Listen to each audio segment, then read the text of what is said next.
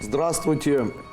Я рад всех приветствовать сегодня на нашем вебинаре, пятничном бесплатном вебинаре эзотерической школы Кайлас. Сегодняшний вебинар хочу посвятить такой интересной теме, как домашняя магия, а также хотел бы сегодня поговорить или ответить на ряд вопросов, которые сегодня можно было бы с вами обсудить. Итак, начну я с ряда вопросов или ряда отзывов. Давайте я вам их сегодня зачитаю. Андрей Андреевич, здравствуйте, вы нам очень помогаете, вы у нас большой подарок от Бога, очень счастлива, что я могу слушать ваши знания.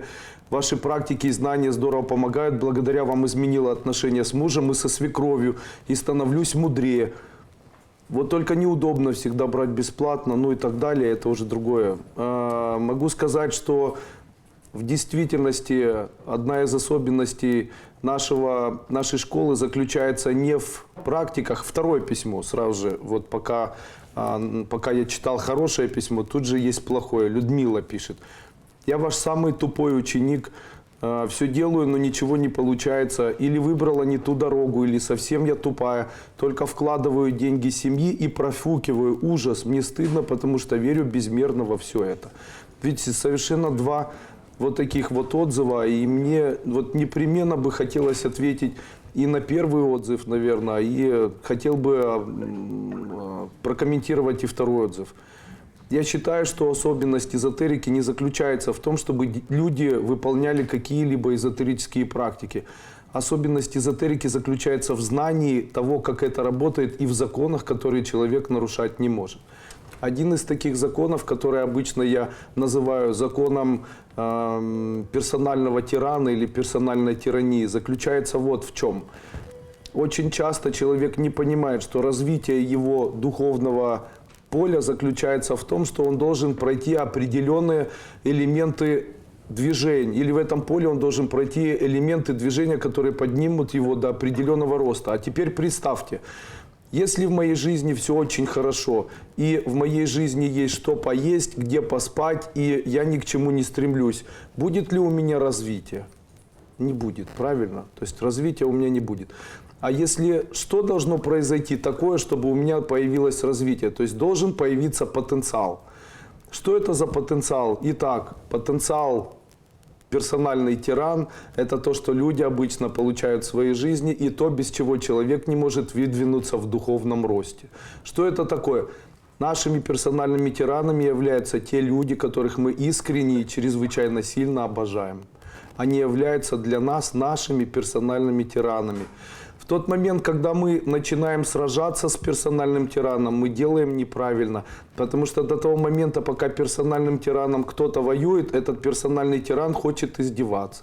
Делает ли неправильно персональный тиран, когда издевается над человеком? Он делает правильно. Почему? Потому что он помогает человеку подняться в его духовном росте.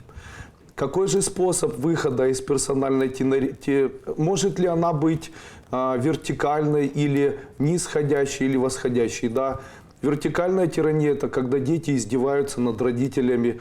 Нисходящая – это когда родители издеваются над детьми. Персональным тираном для человека в элементе духовного развития может быть сначала близкий человек, родитель в детском возрасте. После этого, когда вырастает, это дочь или сын в зрелом возрасте. И более взрослом возрасте это персональная внутренняя тирания самого себя с бесконечным самокопанием и выяснением, кто же в чем прав и кто же в чем виноват. Таким образом, вы, наверное, замечаете, что есть вот такая тирания. И тут же обычно у человека появляется вопрос. Неужели никаким образом невозможно справиться? И почему эта тирания возникает? Объяснение этому существует. Но в случае, если человек не знает механизма, как ее как переступить эту тиранию, то он никогда с ней не справится. Он будет переходить в тонах тирании, то есть сначала над ним будут издеваться одноклассники, после этого родители, после этого он будет издеваться над ним дети, после этого будут издеваться родители, после этого он будет издеваться в старости сам над собой, потому что это заканчивается тем, что человек говорит: вот я детям не дала, я там не смогла сделать, для себя ничего не смогла сделать, какая же я глупая, и там начинается. То есть просто действующие тираны, они будут меняться, а у человека духовного роста происходить не будет. В этом случае я могу дать специальный метод, который позволяет навсегда избавиться от такой тирании. Скажите, вам интересно? Ага. Это актуальная тема, да? О, наверное, актуальная. То, что я скажу, это настоящий духовный рост. Посмотрите, люди непослушные. Вы, наверное, видели, люди делают убийства друг друга, совершают войны, хамят друг другу, толкаются, подрезают на автомобилях друг друга, знаете, толкаются плечами, пытаются хамить, дерзить, пытаются что-то вот делать постоянно, объяснять кому-то что-то. Такое ощущение создается, как будто вокруг нас происходит уже средневековье, и люди борются за выживание. Но это же не так. Выживать на самом деле стало несложно. И вот такая агрессия, которая очень часто появляется, она совсем не обоснована. При этом божественная энергия, она не наказывает людей. Еще ни разу я не видел, чтобы облака открылись, вылезла большая дуля или большой палец, или большое лицо с бородой. Никто не потрусил и не сказал: ну-ну-ну, хотя вот по моему мнению, хотя бы один раз надо было бы жахнуть. Но тем не менее, я его знаю, но мы с ним пока еще не друзья, да. То есть я-то его слушаю, знаете, но он пока ко мне не прислушивается. Итак, не об этом. Тем не менее, могу сказать, о ком вы, наверное, поняли. У меня есть знакомое существо, оно называется Большое Б, живет на небе. Кто не понял, ну, молодцы. Таким образом, могу сказать, что Бог, Он не относится по отношению к людям так, чтобы их воспитывать или объяснять, или обижаться. Или вы видели обиженного Бога? Когда? Смотрите, что бы человек ни сделал, Бог не обижается. Почему? Почитайте в Библии, там написано, что Бог всем все прощает. Видели, да, такое? То есть всем все прощает, зла ни на кого не держит. Тогда вопрос, что же мешает человеку быть высокодуховным и почему у него есть тиран? Я вам объясняю, как это все можно убрать. Это делается все за счет того, что человек начинает не принимать, а переступать тот момент, который происходит в его семье. Как это происходит? Допустим, дочь хамит и не слушается свою маму. Что должна сделать мама? Она должна через 2 секунды не обижаться и не помнить. Это называется принятие. Вот если научиться такому принятию, то тиран становится другом. Понятно? Тиран становится другом. У меня была девочка, она была лесбиянкой, извиняюсь за подробности, то есть не нужно правильно говорить, нетрадиционно настроенная. И вот у нее была персональная тирания, которая была направлена персонально к ней самой. То есть она все время выясняла, почему же она не такая, что ей нужно сделать с собой, что ей нужно изменить в своей жизни, где же находится гештальт и первопричины и так далее, и так далее. И она от этого очень страдала и очень себя плохо чувствовала. Я ей сказал такую же фразу. Я сказал: ты должна сделать 2 вещи. Ты должна это принять, то, что ты такая, и после этого забывать каждые 2 секунды, что это с тобой было. То есть ты это сделала, это с тобой было, уже не было, ты уже это забыла. Нужно лететь, переступать и не помнить. Скажите, это сложно сделать? Да, сложно сделать, если есть у вас такой тиран, но возможно. Я вам скажу больше, это единственный способ, который помогает вырваться из тирании. Других способов не бывает. Это единственный способ, когда человек может изменить человека, который его бьет. Почему? Когда начинаешь воспитывать тирана, то это как раздувать вокруг огня огонь. То есть вы дуете в огонь, и он начинает гореть сильнее, разрушая все на своем пути. Второе, подавлять тирана. Тиран замолкает, и его внутренняя тирания входит в него, он начинает себя саморазрушать. Что тоже в дальнейшем приводит того человека, для которого этот человек был тираном, к тому, что он начинает его лечить, там, начинает ему помогать. Кто болеет обычно в семье? Болеют тираны. Они болеют больше, но тираны не обязательно те, которые терроризируют другого человека, а еще и те, которые переходят в более высокие духовные слои и становятся тиранами персонально для себя. То есть условно, как сказал Кастанеда в книге, как его книга называлась? Какую книгу? Как вообще Кастанеда книга? «Путь орла», да? Как сказал Кастанеда вот в своей книге, он сказал, что пинчурас, пиколитас или персональная тирания является одним из важных или ключевых систем на пути яркого духовного роста. Но не объяснил, как с этим справляться. Рассказываю, как это происходит у меня. В тот момент, когда у человека, у меня, как у мужчины горячего, появляется желание заткнуть каждому вокруг себя рот, потому что я ордена Ленина, Дружбы Красного Знамени, самый главный во всем мире, особенно в своей семье, там самый модный, больше всех зарабатывающий, это все остальные должны там накрыться крышкой, куда-то убежать и там молчать, тихонько сопеть башмачок. В этот момент, когда у меня появляется желание наконец-то это сделать, я это забываю и переступаю через себя.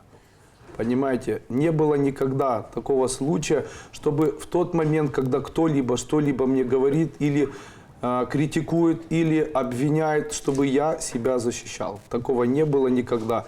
Этого не было, нет и не будет, потому что через 20 секунд я этого уже не помню. Почему? Это единственный путь, который позволил мне сделать семью мою великолепной. Понимаете, семью мою великолепной, потому что вокруг себя я обучаю всех вокруг себя принимать мою игру, которая заключается в том, что быть добрым или быть интеллигентным или быть корректным заключается не в том, чтобы кого-то изменять или не в том, чтобы что-то изменять в своей жизни, а в том, чтобы пролететь этот момент, не заметив и не обморочиться и не запачкаться в нем. Вы представляете, очень часто люди во время того, когда они друг друга обвиняют или критикуют, они окунаются грубо в грязь. И каждый раз, выясняя, от чего и почему это произошло, они фактически выпачкиваются в этой грязи. На энергетическом плане это похоже, как человек, который постоянно себя опускает в энергии. То есть у него опускаются руки, он становится энергетически грязным, энергококон разрывается, рвется сердце. Но в тот момент, когда есть лужа, то легче в ней барахтаться и искать пути, или разогнаться и перепрыгнуть. Скажите, разогнаться и перепрыгнуть легче, наверное, чем бесконечно возвращаться и прыгать в нее, чтобы выпачкаться. Тогда вопрос, ради чего люди возвращаются вновь и вновь, находя первопричины, от чего да почему это происходит, что нужно сделать, как предотвратить, кто прав, кто виноват, там дочка права, сын не прав, или муж у меня там не прав, или я права и так далее.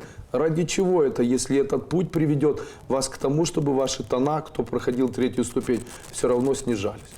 Тогда единственный метод, который может существовать в семье или существовать у человека, это метод, который называется «я не помню через 10 секунд».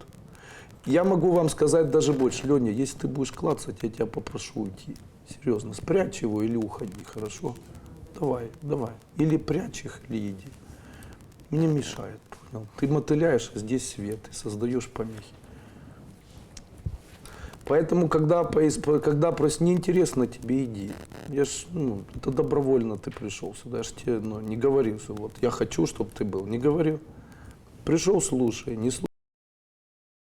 Конечно же, когда человек начинает обижаться, он может это сделать реально только несколько секунд. Но я вам хочу дать совет. Если вы по-настоящему обожаете человека, если вы по-настоящему любите человека, никогда не отвечайте. Не делайте этого, я вас даже убеждаю в этом. Если перед вами человек, который 80% вашей жизни желал вам только добра, стирал вам носки, там, гладил вам штаны, там, приносил вам еду, зарабатывал для вас деньги, то в тот момент, когда этот человек устал, и у него там больные или там от усталости прыгают гормоны или давление, и в этот момент человек прав или не прав, не отвечайте ему ни на обвинение, ни на что-либо еще. Пролетайте эту лужу, разгоняйтесь, пролетайте и делайте так, как будто этого не произошло. Не нужно никого ни в чем обвинять. Это утопия. Никто не вылезет из этой утопии до того момента, пока вы не научитесь принимать персональных тиранов. Они вас изведут. Они вас замучают, и они никогда не закончатся. Вы будете просто вновь и вновь попадаться на удочку персональной тирании, внешней тирании, внутренней тирании. И это не изменится. Особенно, если вы будете без конца искать что-то. Возвращаясь к письму. Я ваш самый тупой ученик. Почему? Это человек пишет. Почему? Потому что присутствует внутренняя тирания. Это говорит о том, что человек вырос на духовном уровне. Понимаете? То есть он уже вырос настолько, чтобы не обращать внимания на тех людей, которые рядом. Дальше он пишет: я все делаю, ничего не получается, только вкладываю деньги семьи, профукиваю. Ужас, мне стыдно, потому что верю безмерно во все это. Я могу сказать, что в этом случае ее персональная тирания, она заключается во внешних причинах, которые она ищет для того, чтобы обвинить себя в том, что в семье не хватает денег. И одна из причин этого всего заключается в том, что она находит повод для того, чтобы обвинить. У нас была ситуация, было две семьи, мы вместе отдыхали. В одной семье был маленький ребенок, которому было 3 месяца. И у нас был маленький ребенок, которому было 3 месяца. И эта девочка, ее ребенок заболел. Когда ее ребенок заболел, то эта девочка начала говорить мне такие слова. Мы сидели, она говорит: когда я приехала, то ребенок сразу заболел. Это было связано с тем, что у нас забитый грязный кондиционер, у нас не то помещение, в котором мы живем, у нас не та еда, наш отец виноват, не надо было включать кондиционеры, наша мама с нами не поехала, лучше бы мы на пляж не пошли, лучше бы там еще что-то, лучше бы мы воду не покупали, ее сглазили, посмотрите, как эзотерик и так далее. А я ей задал после этого вопрос: когда вчера было прохладно, то мы своего ребенка в колясочке завезли в квартиру. А ваш ребенок так и стоял в этой колясочке с 3 до 5 часов дня, спал в этой коляске. Скажите, кто виноват был в том, что этот ребенок спал в коляске? Конечно, мамочка сама виновата, но она не видит этого, но обвинила вокруг себя весь мир. Самое печальное, что может сделать человек, который падает куда-либо, это 2 вещи, о которых я постоянно говорю. Если вы падаете на дно, забудьте о том, что такое критика и обвинение. Учитесь этого не делать. Вы любите человека, скажите себе: если я высокодуховное существо, я не критикую. Если я двигаюсь на пути духовного роста, я не обвиняю. Особенно сильно это происходит в семье. Допустим, есть мама престарелая, после этого эта мама высказывает что-либо своей дочери. В этот момент дочь должна, по идее, переступить. Она должна перепрыгнуть и через секунду не помнить. То есть не надо ковыряться, сколько кто кому сделал, насколько это было правильно, кто виноват и так далее. Это проблемы мамы. Поняли? Это проблемы мамы. Поверьте мне, она ничего плохого вам не желает. Но до того момента, если вы начнете оправдываться: нет, мама, ты не права, лучше ты рот закрой, сколько это может продолжаться. Все, персональная тирания началась. В этот момент тираны начинают друг друга съедать. Если маму заткнуть, то она потом сгорит от онкологии или сама себя съест. Понимаете? Заставив вот эту женщину, конечно, которая себя обвиняет в том, что она глупая и так далее, я ее понимаю, она уже подошла к самым верхним, наверное, эзотерическим тонам, когда человек выходит напрямую и должен научиться забывать. То есть он должен переступить и не помнить. Вот представляете, что такое быть высокодуховным существом? Высокодуховное существо – это существо, которое, когда тебе глядят в глаза твои близкие, я извиняюсь за слова некрасивые, сейчас дети не буду говорить, извиняюсь за некрасивые слова, мочатся тебе в глаза. И ты в этот момент промолчал, но не просто промолчал, а через 20 секунд уже не помнишь о том, что это происходило. Этот человек, на него сразу же можно одевать нимб. Он становится автоматически почти что божественным существом. Понятно? И вы знаете, если так происходит 1, 2, 3 раза, то после этого не включается эгоизм в человеке, то после этого этот человек действительно начинает спасать свою семью, с которой он живет. Каким образом? Изменения происходят мгновенно. Все начинают очень тепло друг к другу относиться. Почему я всегда говорю: не воспитывайте своих детей, поддерживайте их максимально, потому что вы одна семья. Семья создана для того, чтобы поддержать друг друга, а не для того, чтобы друг другу предъявить претензии. Потому что поддержка – это гораздо важнее, чем претензии. Получается, когда есть семья и кому-то и плохо, то тогда другой человек может поддержать, принести таблетки, укрыть одеяло и так далее. А каждому по отдельности сложнее выживать. Таким образом, когда люди собираются между собой, и есть одна семья, то не нужно критиковать человека, потому что критика отдаляет человека. В этот момент нужно обязательно таких людей поддерживать, потому что поддержание таких людей приведет к сплоченности семьи, всем будет в итоге легче жить. Скажите, та информация по тиранам, которую я сказал, она вам интересна? Отлично.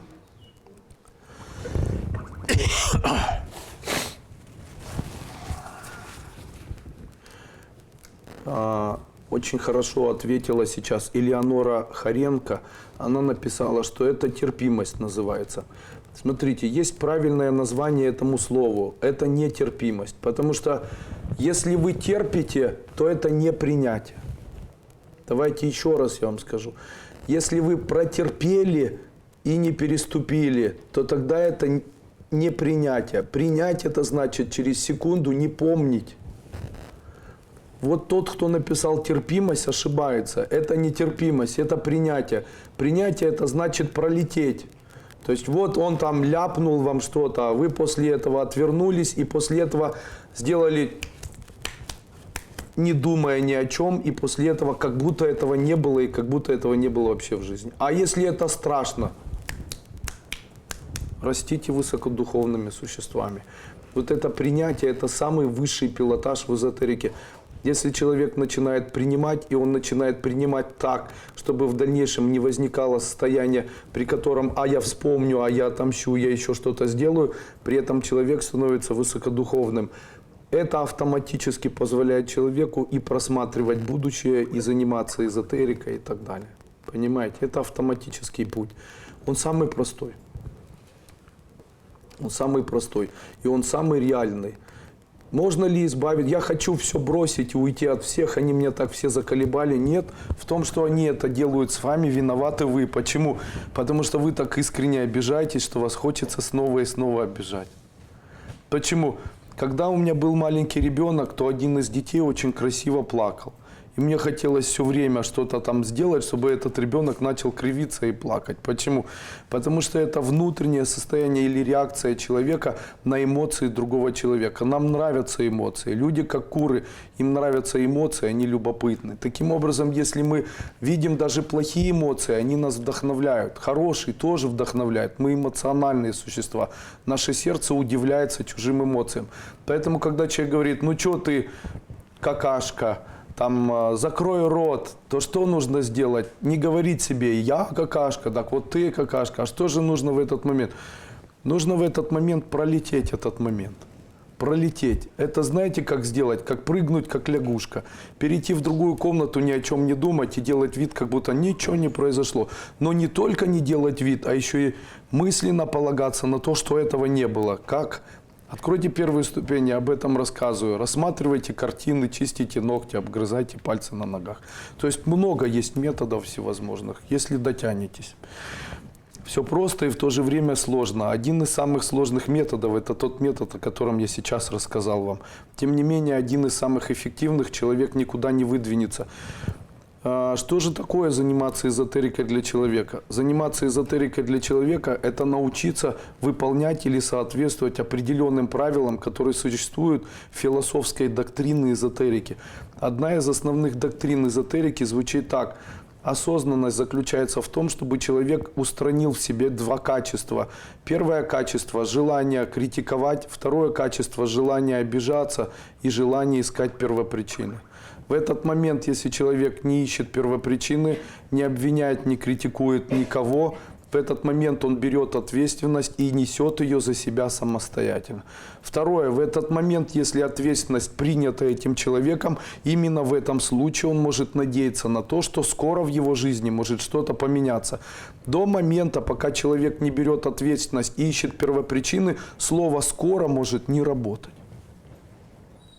Потому что слово «скоро» может работать только в принципе внутренней веры, которая возникает у него на то, что это будет помогать. А так не происходит. И это не происходит, потому что этот человек, он без конца старается критиковать, обвинять и искать того, кто несет ответственность за его персональную жизнь.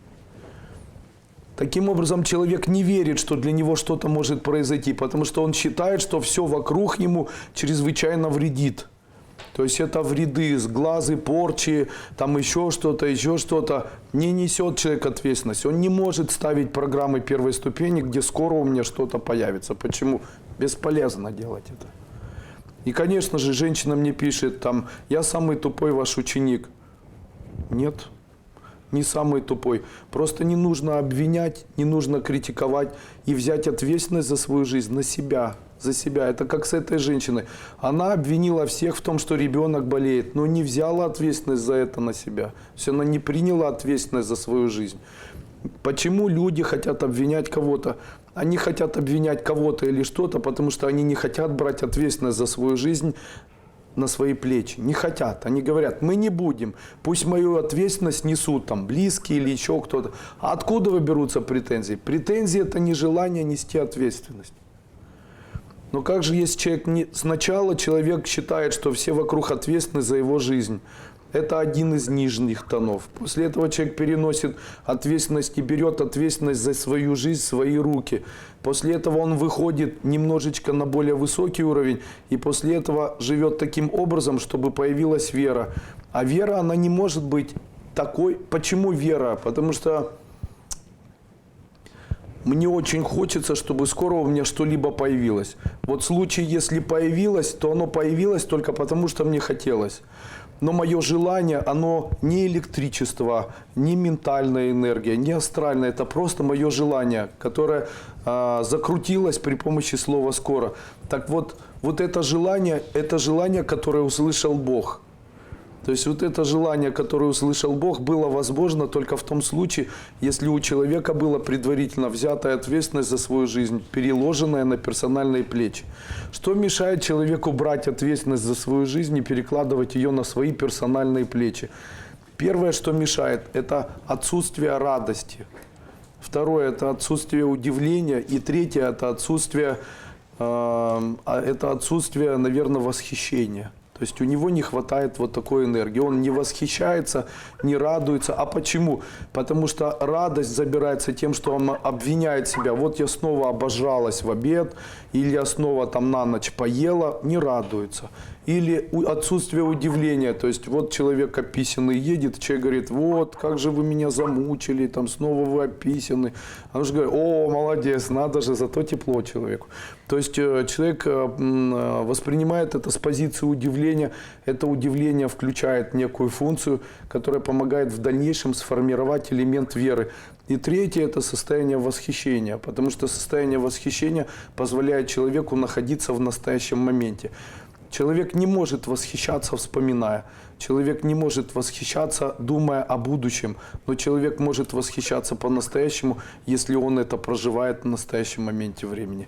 Люди так запутались с элементом восхищения, что они научились делать фотографии, смотреть жизни других людей, и после этого они теряют свою осознанность, не принимают или не берут на свои плечи ответственность за свою жизнь, разочаровываются, перестают удивляться, восхищаться, стараются обвинить, критиковать, и после этого в их жизнях не исполняется ничего из того, что они задумывают. И после этого им на помощь якобы должны прийти какие-то эзотерические, я назову это словом фишки, наверное, которыми наводнен целиком интернет. То есть плюнь, гавкни, там поставь что-то, там нарисуй символы, знаки, реки, и там осознанные сновидения, и там что только, там молитвы и так далее.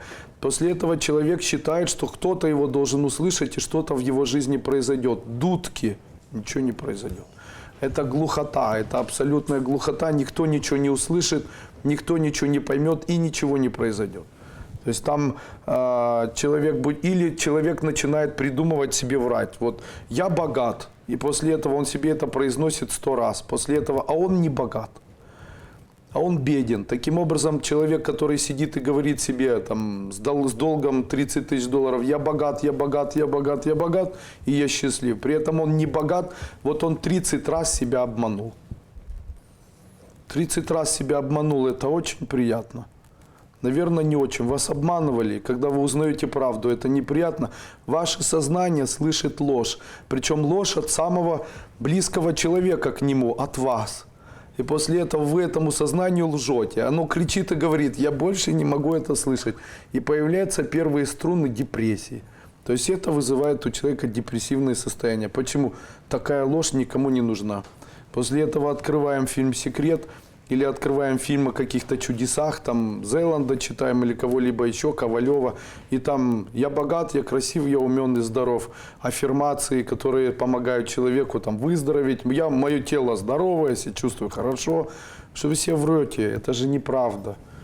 Вы много раз себя обманули. А что же может помочь? Когда ответственность за свою жизнь принята на персональные плечи этого человека, то он может сказать словами: мне нечем заплатить за квартиру, но ничего, скоро эти деньги появятся. Скоро все появится. Почему?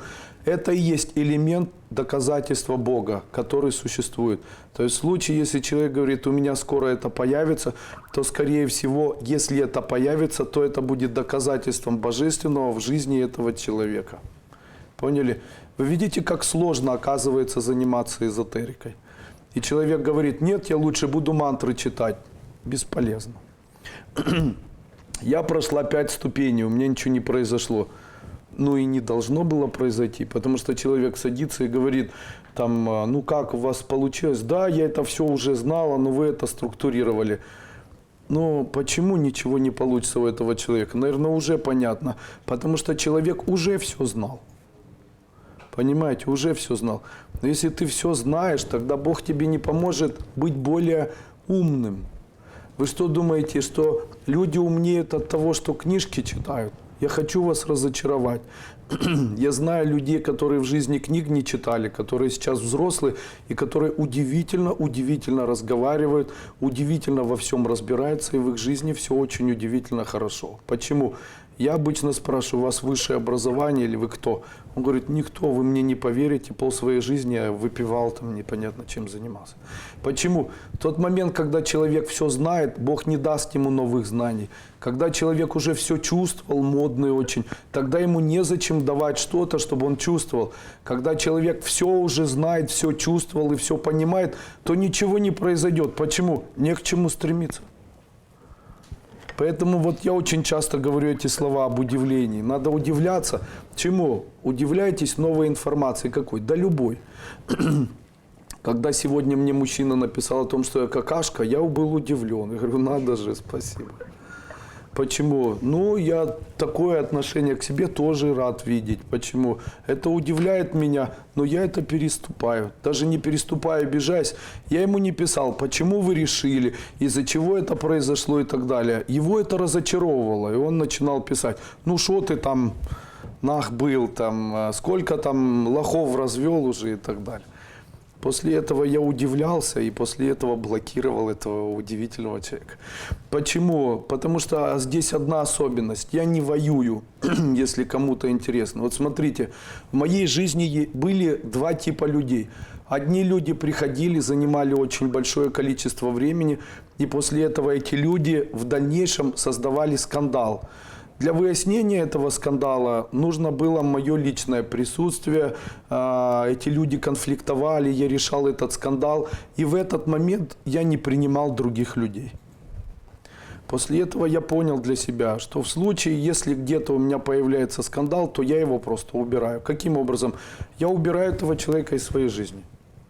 То есть, если человек говорит, мне надо выяснять с вами отношения, я говорю, хорошо, я его блокирую. Почему? Мне не нужен. Убегаю ли от него? Нет, мне все равно. Если он хочет меня найти, пусть находит. Если он хочет быть рядом, пожалуйста. Но это не мои люди. Я не хочу с такими людьми общаться. Я не хочу объяснять, почему да, не хочу объяснять, почему нет. Не хочу ничего. Я просто фильтрую в своей жизни тех людей, с которыми мне приятно и легче, нежели тех людей, с которыми мне тяжело и неинтересно. Что в этом плохого? Я нарушаю правила игры? Нет. Почему?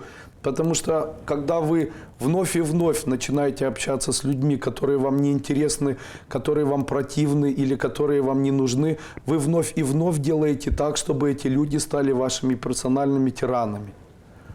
а они вам не нужны. То есть, если я начинаю обращать внимание на тех, кто конфликтует, они занимают больше внимания, чем те люди, которым необходима помощь. Так, с тем человеком, который конфликтует, я буду разговаривать 1,5 часа, не заработаю деньги и ни к чему не придем. Ежели в этот момент я бы принимал людей, то я бы принял 30 человек. Тогда скажите, помочь оздоровиться или выздороветь 30 человекам – это гораздо важнее, чем выяснять отношения, которые ни к чему не приведут с одним. Тогда, если ставить на весы даже кармические какие-то элементы, то то, что я зарабатываю в виде кармы от помощи, будет гораздо многим людям, будет гораздо важнее, чем выяснение обстоятельств с каким-то одним человеком. Я обычно говорю так: вам деньги нужны? Нет, тогда я не буду с вами общаться. Если деньги нужны, возьмите и уходите. Если будем общаться, то тогда общайтесь, получайте, уходите, и на этом заканчиваем. Почему? Это новые пересмотренные ценности персональной жизни. Представляете? Скажите, то, что я говорю, вам интересно? Не устали? Женя, принеси мне водички и давайте включим кондиционер. Нет, выключен. Может быть, он на тепло включен? Выключен. Да. Да.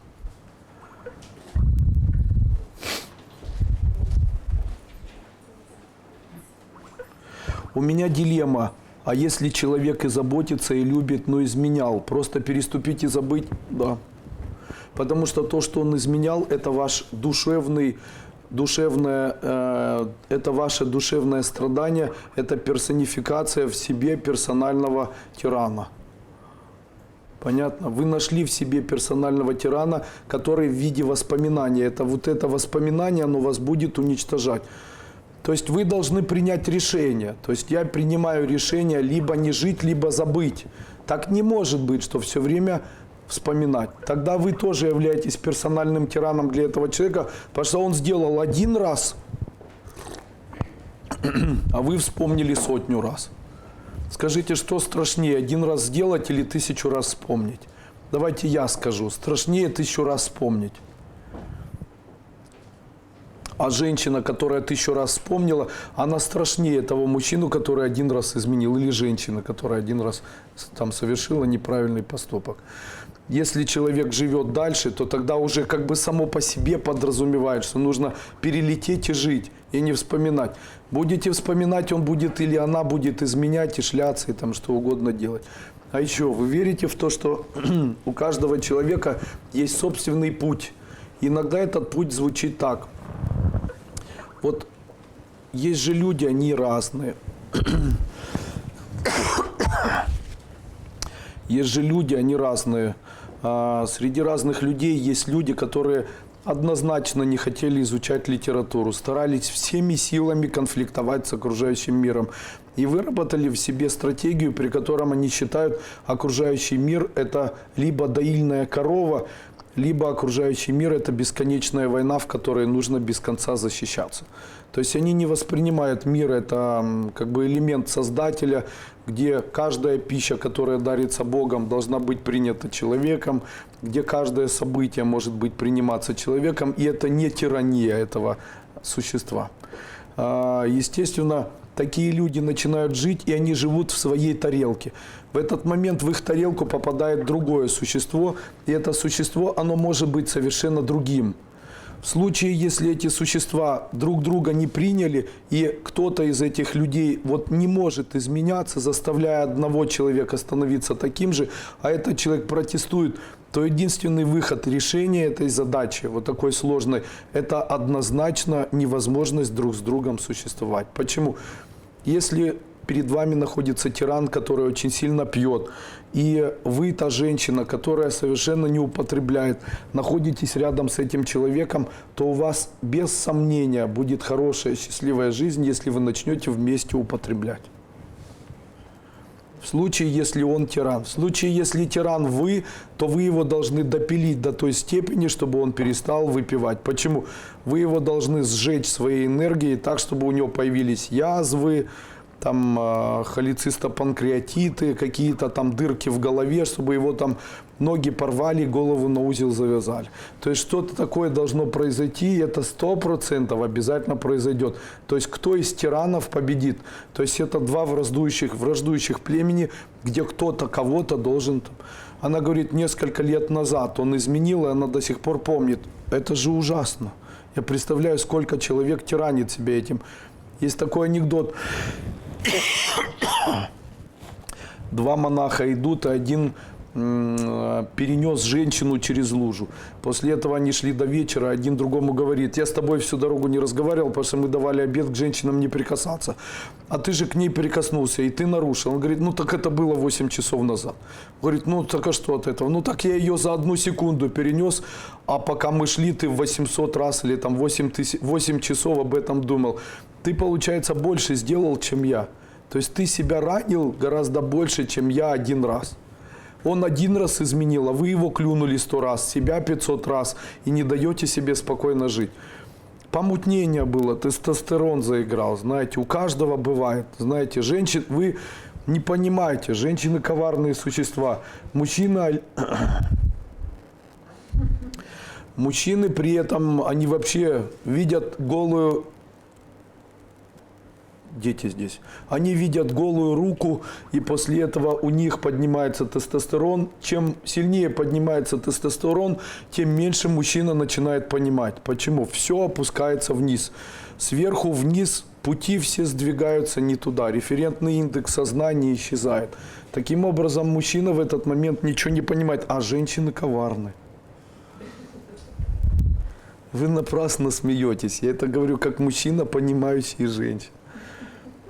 Я как говорил и говорю всегда. Вот сегодня сидел мужчина, говорит, жена моя ушла и так далее. Я на него смотрю и говорю ему, если бы я был вашей женой, я бы тоже от вас ушел. Он говорит, почему? Я ему говорю, вы же работать не хотите. Он говорит, да, не хочу. Зачем мне работать? Я получаю 8 тысяч гривен дивидендов. Сколько? 8 тысяч. Ну, конечно, с тобой женщина жить не захочет. Почему? А ты же хочешь... У меня еще один такой мужчина был, он говорит мне, женщины все хотят только денег, я с ними жить не хочу.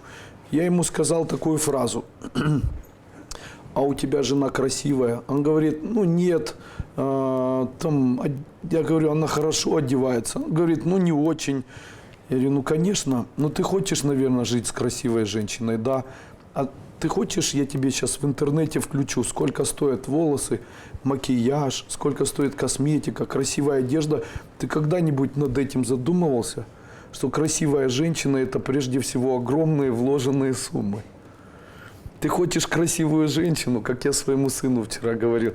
Красивая женщина, дорогая жизнь – это все дорого стоит. Чем, конечно же, мужчины хотят покорить красивую женщину, они должны рассчитывать на свой кошелек. Я сегодня этому мужчине сказал, я говорю, ты не ищи женщин, делать этого не стоит. Ты ищи деньги, женщины тебя сами найдут. Серьезно, ищи деньги, все будет хорошо. Потому что потом в этой мужчине женщина увидит и мужественность, и напористость, и характер, и ум, и все на свете, понятно?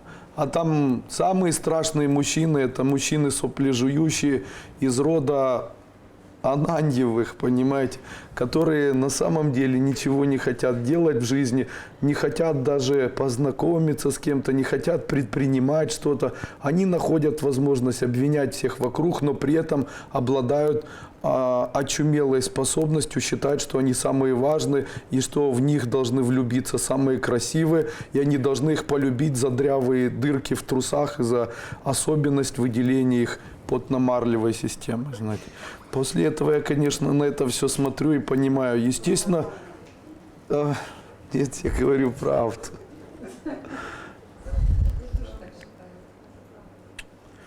А если ударил, тоже переступить. В моей жизни есть принцип такой, он звучит так. Настоящий мужчина – это мужчина, который никогда не должен обижать слабых людей. Настоящий мужчина никогда не обидит инвалида. Я считаю гомосексуалистов, людей противоположного пола, ну, не так, нет. Я считаю гомосексуалистов, считаю инвалидами, считаю инвалидов инвалидами, слепых инвалидами. Я считаю детей слабыми существами, женщин слабыми существами. И я считаю, что психически больных людей я бы никогда не ударил. Почему? Они тоже своего рода инвалиды. Им нужна помощь. Наркоманов и алкоголиков я никогда не бил в своей жизни. Объясню почему. Потому что я их считаю тоже инвалидами социума. Я считаю, что это люди, инвалиды социума. Социум их разрушил. Таким образом, я считаю, что эти люди, они тоже заслуживают своей жизни, я их точно бить не буду. Мужественность мужчины заключается исключительно в том, что он может мужественно выйти без денег на улицу, после этого договориться с кем-то, чтобы кто-то у него там чай закупал, или кто-то там на базаре за место какое-то, или там научиться там какой-нибудь профессии там, или еще чему-то, и после этого умудрился это сделать. Вот это мужественный мужчина. А тот, который дома кричит «я главный» и бьет, то этот мужчина не мужественный. Это мужчина, который отчасти является тоже инвалидом. Хотите, дам совет. Если мужчина дерется, то этот мужчина вам не нужен. Это точно. Он вам не нужен. Даже если... Мы вообще говорили о том, что нужно перелететь. Помните? Но это ни в коем случае не призыв к действиям. И я считаю, что в случае, если дерется, то предварительно до этого была, скорее всего, скомпрометируемая ситуация.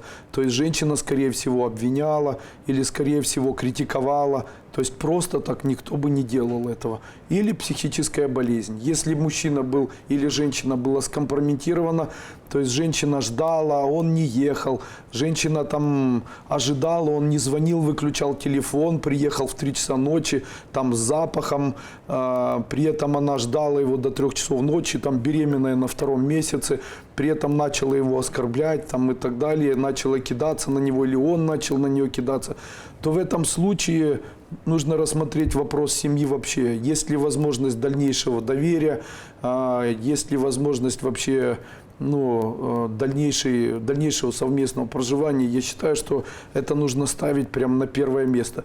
Можно ли здесь рассматривать вопрос тирании? Да. И здесь вопрос тирании рассматривается так. Не обязательно мужчина, который дрался, тиран. Не обязательно. Тираном может быть женщина, которая цокает, которая не может отпустить, которая не вдохновляет. Знаете, как быстро закадрить мужчину? Приходите на встречу, он вам пишет в интернете: вот, я тебя уже раздеваю и так далее. Пишите ему: я на все согласна, где встречаемся? После этого встречаетесь в дорогом ресторане каком-нибудь, Марио, или там в Москве, в Лондоне каком-нибудь. И после этого начинаете им восхищаться. Говорите: ой, кем ты работаешь? Я работаю грузчиком. Обалдеть, ты вот прямо такой сильный, все поднимаешь. И восхищаетесь им как можно больше. После этого этот человек будет в вас влюблен. Но если вы это перенесете в свою жизнь и будете восхищаться не просто словом «я восхищаюсь», а создавать такие флюиды, будучи поддержкой для своего мужчины, то вы прямо не представляете, насколько мужчины благородны и благодарны в этом. Есть даже письма, они у меня ВКонтакте выложены, где женщина одна мне пишет о том, что: Андрей Андреевич, большое спасибо, я начала восхищаться своим мужчиной, он начал давать больше денег, начал хорошо относиться к нашим совместным детям и несовместным детям, и вообще большое чудо начало происходить. Вот большое ей спасибо. И вторая написала: вот я не знаю, что делать с этим мужчиной своим и так далее. Он там и плохо ко мне относится и так далее. Я ей отправил вот это письмо. Она после этого написала: и что, так просто? Да. Да, не критиковать, не обижаться, не говорить: а помнишь 300 лет тому назад, когда я была еще молодой черепахой, ты тогда мне изменял с курами там, да. Ну это не важно, понимаете. Ну это же не важно, знаете, ведь он в итоге живет с вами, знаете. Я когда начинал жить со своей женой Соней, то у нас был разговор в самом начале, когда мы сходились. Я ей сказал: мы можем взять на себя ответственность и взять в виде примера такого за обычай делать так, чтобы у нас процесс воспоминаний каких-то обид не длился больше 1 или 2 минут. Мы можем научиться жить счастливыми людьми. Она мне тогда сказала, я буду всеми силами стараться. Но опыт был такой.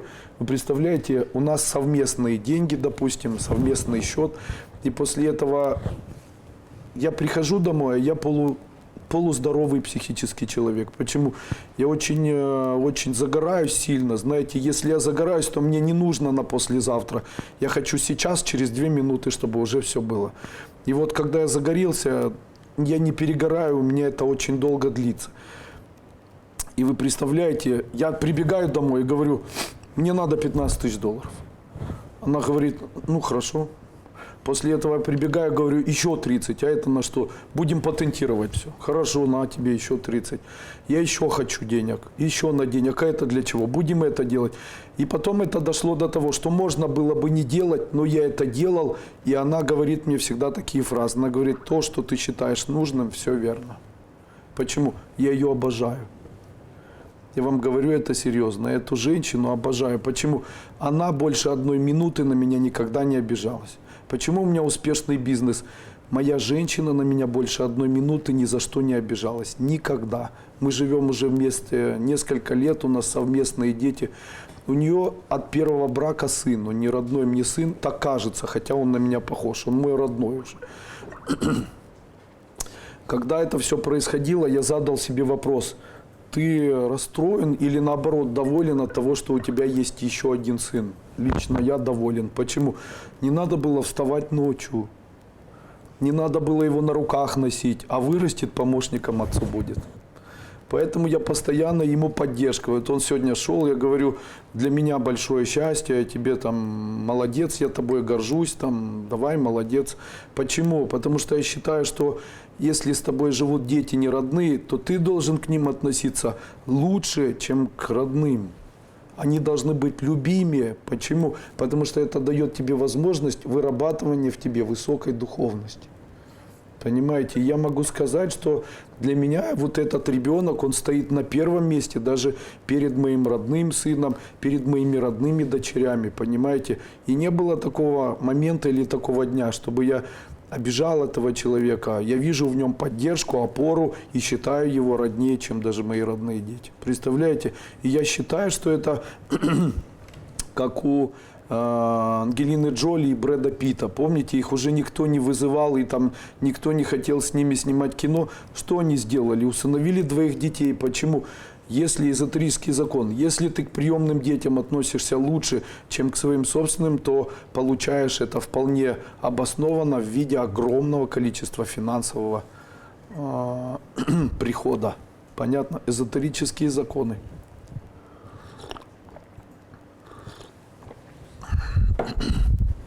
Очень хорошо написала Алекса. Что делать, чтобы не приставал мужчина? Чтобы без приставаний. Что же делать, чтобы относился как к сестре или другу? Очень легко. Говорите себе, там, онкология, там, матки. И все, и никто к вам не пристает.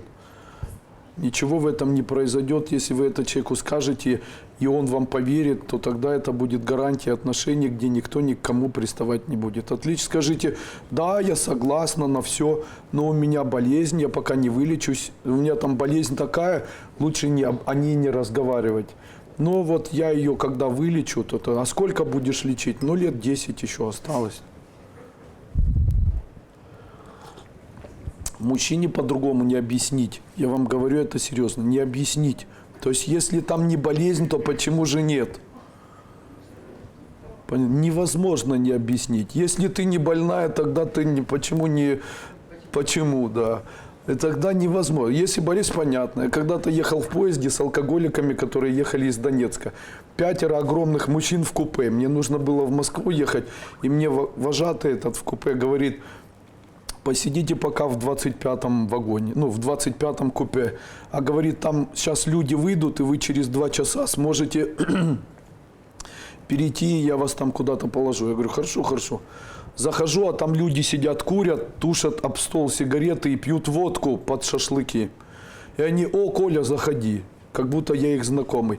И после этого они говорят, давай с нами будем выпивать. Я говорю, понимаете, я болею сахарным диабетом. Он говорит, а это что такое? Я говорю, уколы себе в живот колю. Я сейчас, если выпью, могу прямо при вас умереть. Он говорит, Коля, ты молодец, слушай. После этого они вот так разливали, ко мне подходила очередь. Он говорит, а Коле не наливайте, у него сахарный диабет, ему нельзя. То есть он не сволочь, оказывается, а просто больной. После этого говорили, ну выздоровеешь, звони.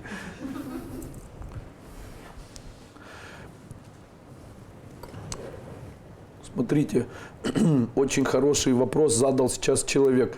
Правда или как быть с правдой? Объясняю, как быть с правдой. То, что вы кому-то сказали, это не так важно, как то, что вы говорите себе. Вы готовы быть неправдивыми людьми по отношению к себе и быть прям чрезвычайно правдивыми по отношению к окружающим? Нет, друзья мои.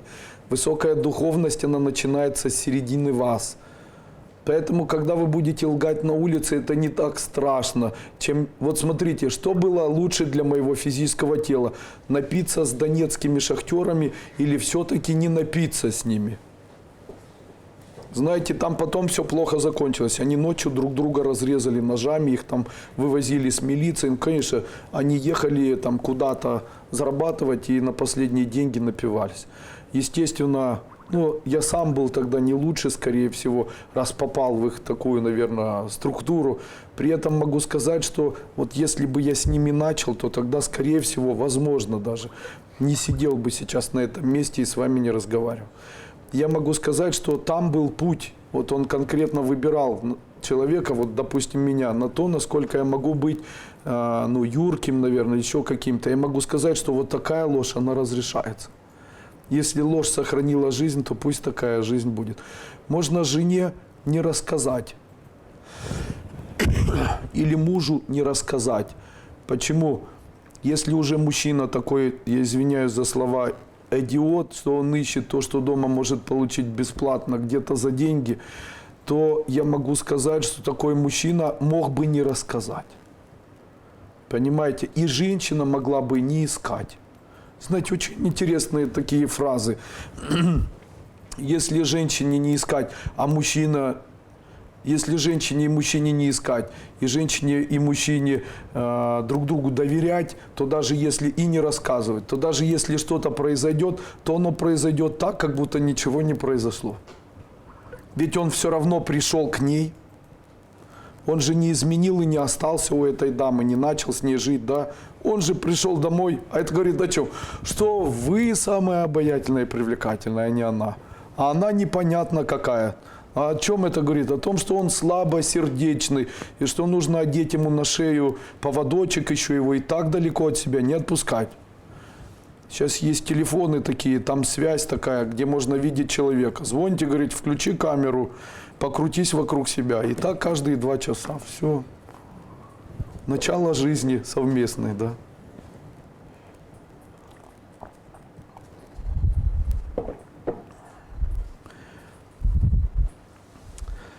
Я хочу сказать, что сегодня же у нас, ну, фактически День учителя. Это 1 сентября, Международный день учителя.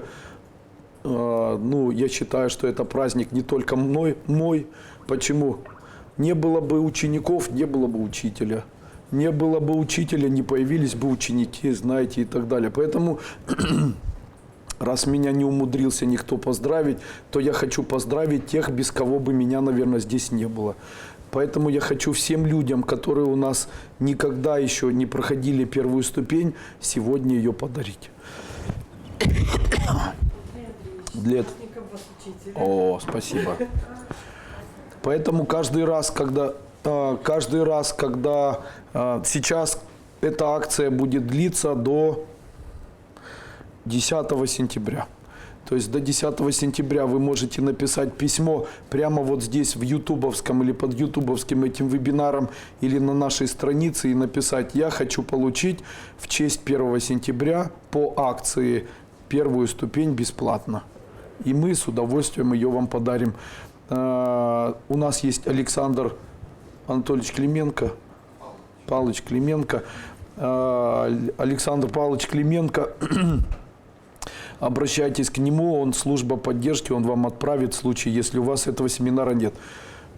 Я этот семинар имею право дарить. Почему? Это мой инфопродукт, но вы его передаривать уже не должны. Почему?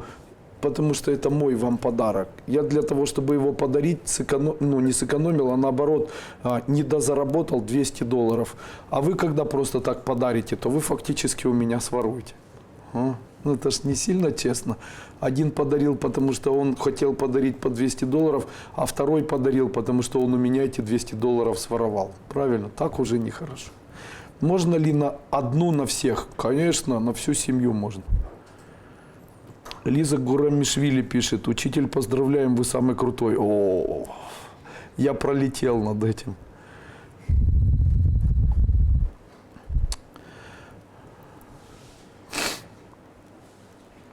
Дальше надо отвечать. Дальше отвечаю на письма.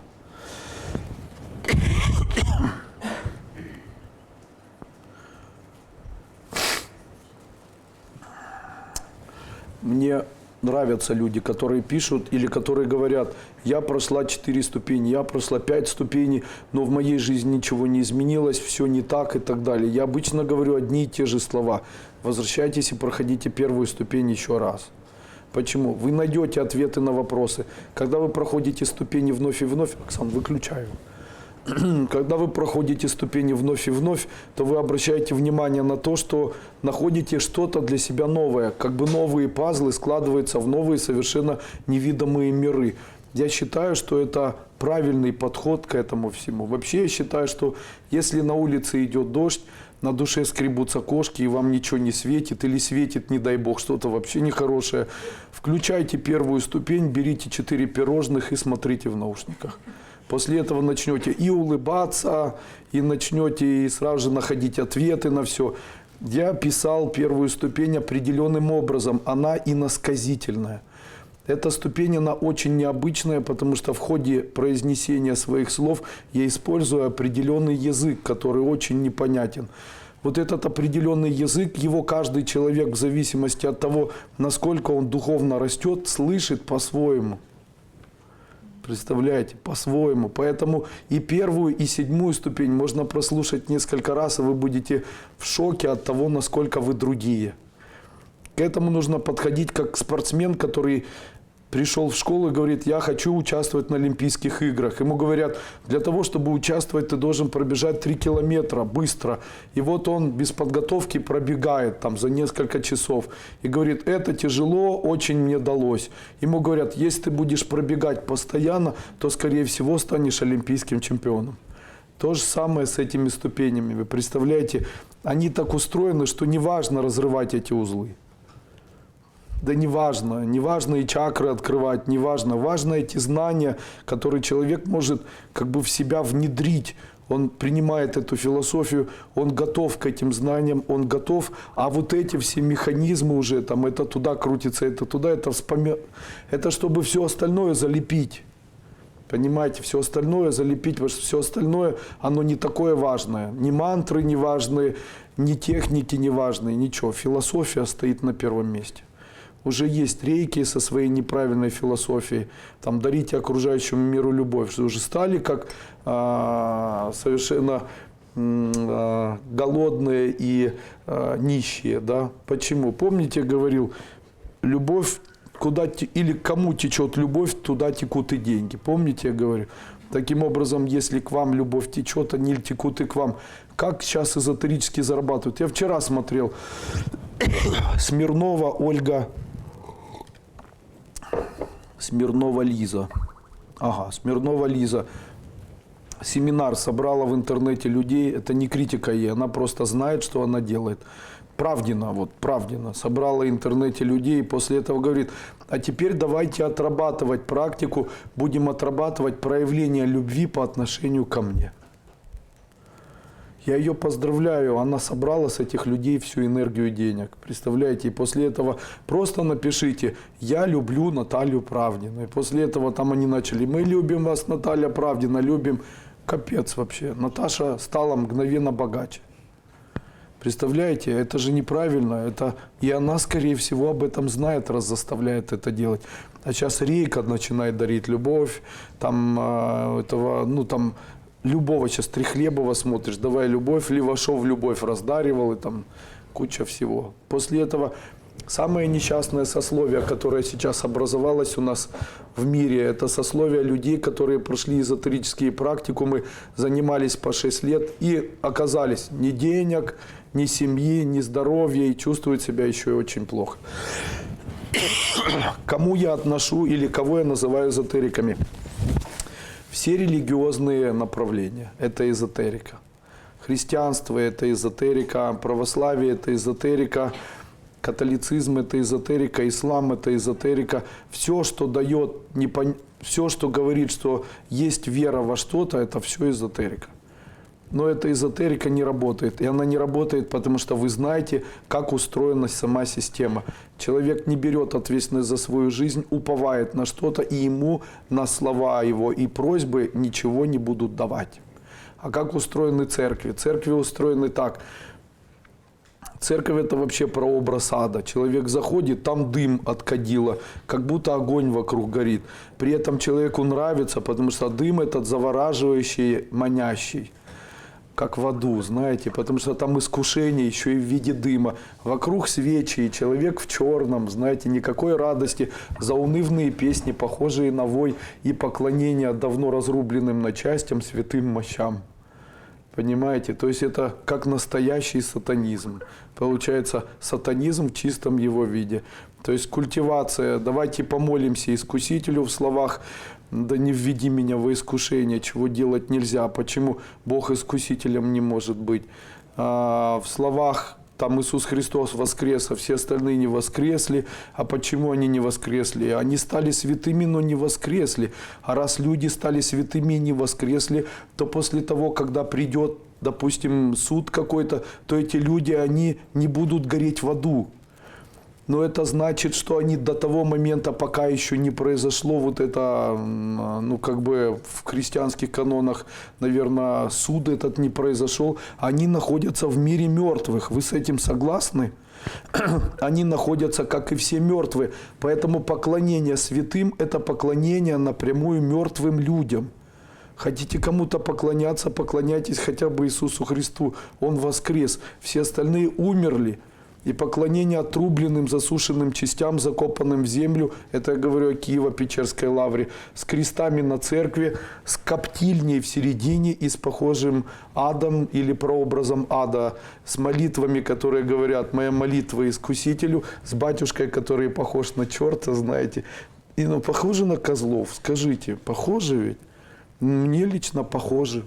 Представляете, несмотря на то, что в белых одеждах, это что за религия такая, в которой все в черном? А где чернота? Залезьте в землю, заройте себя сверху, откройте глаза в гробу и увидите черный свет. Это ужасно, согласитесь. Тем не менее, разве я сказал неправду? Кто мне может сказать, что я не прав в этом?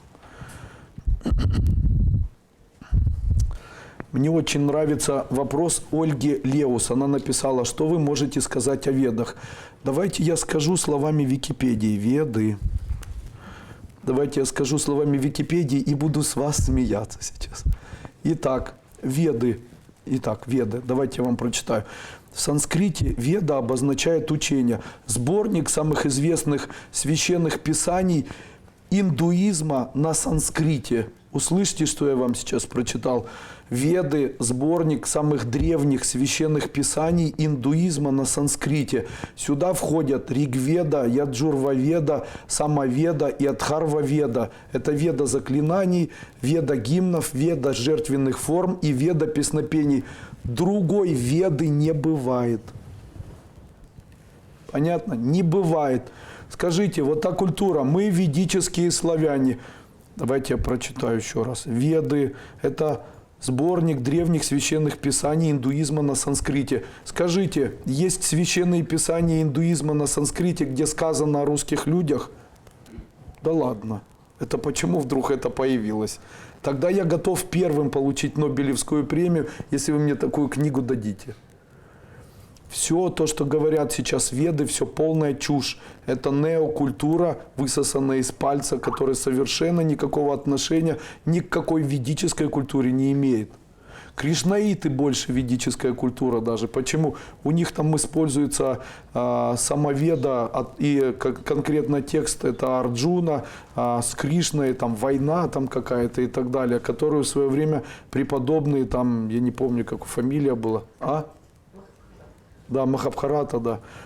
То есть преподобный, как его звали, у них человека, который создал саму эту систему, как бы принес ее в Америку, Шри Чинмоя. То есть, могу что-то путать. То есть, о какой ведической культуре говорится сейчас? Мне очень интересно, почему вдруг ведическая не Шри Чинмоя, другой. Да, Шри Прабхупада, да. То есть, вот у него кусочек из ведической культуры был. У него был, даже у меня есть, потому что у меня есть семинары по саману. Там первая часть, вторая. Там я в первой части самана говорю о том, что существуют гимны в Атхарваведе, в которых и используются слова саман. То есть са, солнце, там ма, там еще что-то. Удгитха, химкара праставади прадитхара, удгитха упадрава нитхана. Семичастный саман, который, зная который человек может становиться там, подобно свечению солнца и так далее. Но это такая тонкая эзотерика, ее там нахрапом вот так вот взять невозможно. Если нет учителя, который тебе будет ведическую культуру давать, то ты сам ее в жизни не поймешь. Вообще ее как камень будешь грызть и будешь отбрасываться назад вновь и вновь. Это огромный дар научиться видеть там какие-то знания. Там все от людей абсолютно закрыто. Конечно же, Шри Прабхупада. Почта без ошибок. Конечно же, после того, когда человек говорит, а вы за какую-либо культуру или против, я хочу вам сказать, я за правду. Мне, как человеку, который, возможно, и не является правдолюбцем, гораздо приятнее слышать все-таки правду. То есть говорят, вы должны поверить в каноны Библии. А где она-то, первая Библия, которая была написана? Она существует? Где она? Евангелие, которое было написано. Хорошо, оно написано. Где эти первые Евангелия? Почему их нет? Почему мы должны доверять текстам, которые написаны не первыми? Почему не сохранилось? Или там говорят нам, а там вот это каноны наши. Ваши каноны непонятные, потому что эти каноны могут быть не каноническими. Почему? Ничего, что написано в этих книгах, нельзя доказать. Ни войны, ни райский сад, ни Адама и Еву, ни яблоки нельзя доказать, ни черта, никого. Нельзя доказать. Я вам скажу даже больше. Я вводил шизофреника в состояние гипноза и после этого внушал этому человеку, что он видит вместо меня черта. После этого этот человек открывал глаза и свято верил в том, что он видит черта. Я даже скажу больше. Я исследовал людей, которым проводили экзорцизм в христианской церкви. Я был участником такого ритуала и видел, как женщину били конвульсии. И после этого эта женщина, там на ней батюшка ездил, там кричал на нее, там не знаю, что они там с ней делали. После этого я ее нашел и попытался с ней поговорить.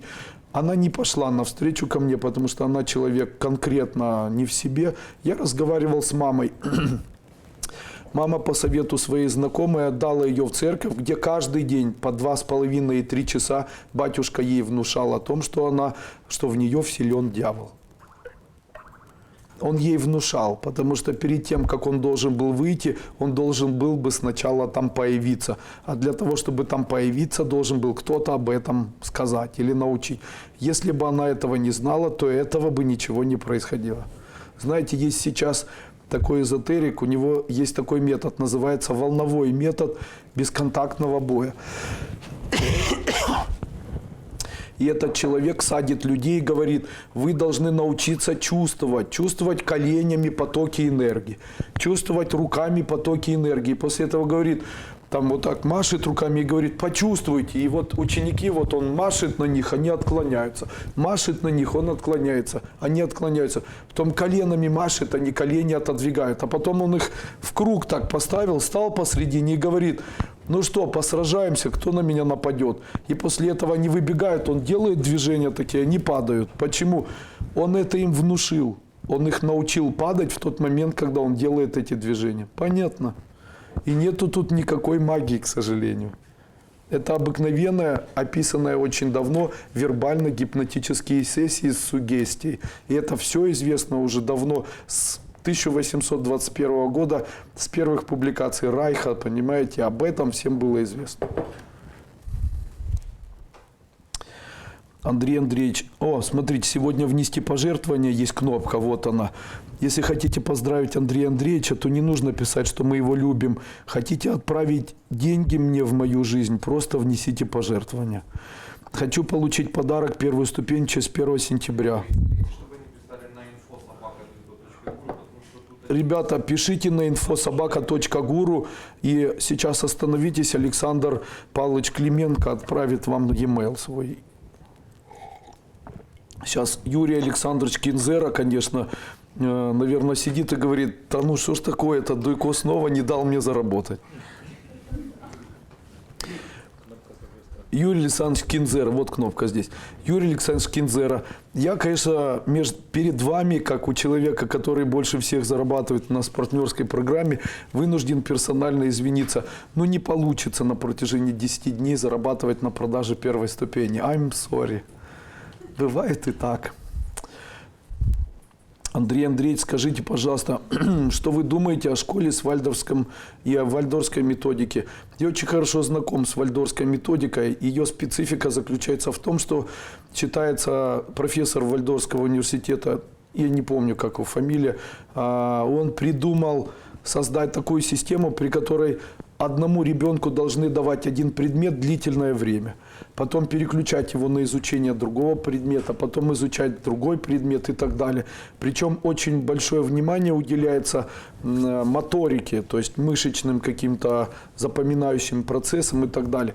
Могу сказать, что в самом начале данные методы были целиком возможны только для детей, или разработаны сугубо для детей, у которых есть отсталость психического речевого развития.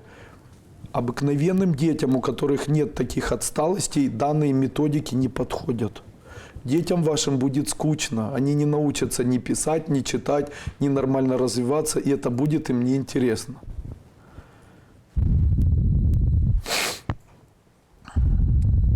Андрей Андреевич, что вы думаете о науке нумерология? Я хорошо отношусь к нумерологии. Мне очень нравится данная наука. Я вообще любитель цифр. Мне нравятся цифры соединять. Как определять цифры? Допустим, если вы выберете или поставите свой код, допустим, 11, там 11, дальше там 2086 года, и начнете соединять цифры, то в случае, если у вас попадает тройка, и за тройкой следующая дата, эта дата будет говорить о том, сколько вам будет лет в тот момент, когда вы должны жениться или выйти замуж. Слышали об этом? Есть целые системы нумерологии. Это нумерология в квадрате Пифагора, нумерология Джотиш.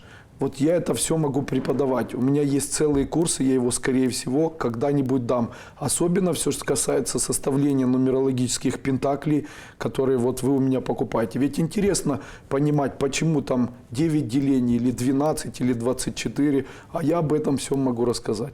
То есть я могу объяснить, как, каким образом, как создать свой собственный код, который можно синергировать с тем днем, где вы находитесь, и понимать, что день грядущий вам готовит. Это интересно. Вот это я понимаю. Можно вообще только считать целый день.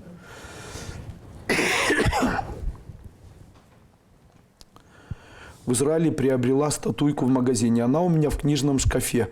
Скажите, эта статуйка не опасна? Надеюсь, она не несет ничего отрицательного. Давайте я об этом скажу.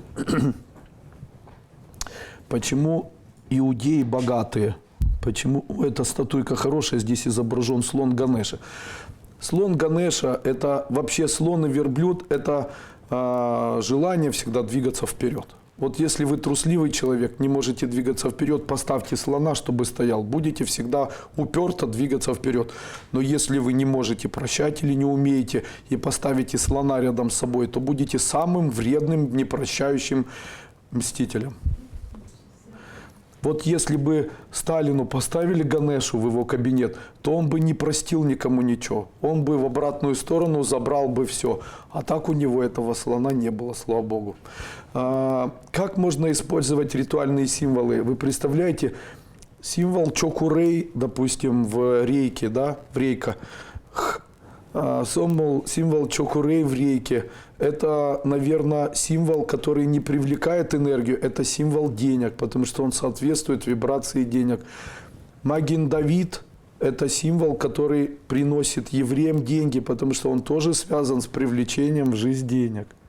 Вы представляете, вот этих символов, их очень много есть. Допустим, вы играете в лотерею или вы играете на Форексе. Можно ли вокруг себя собрать какие-нибудь предметы, чтобы выигрывать? Скажите, какие они должны быть? Вы не можете подумать, не? Ладно, раз я модный эзотерик, я скажу. Вы должны вокруг себя положить аккумуляторы. Конечно, аккумуляторы. Аккумуляторные батареи. Почему? Чтобы аккумуляция происходила и чтобы в ваше направление электричество это двигалось. Правильно ведь, да? Смотрите, что нужно сделать. Вы должны обложиться аккумуляторами. Рядом с вами должны лежать пустые, полные батарейки. Рядом это и есть эзотерика. Вот она настоящая, понимаете? А не Ганешу ставить там или символы. Нет, батарейки. Батарейки, друзья мои.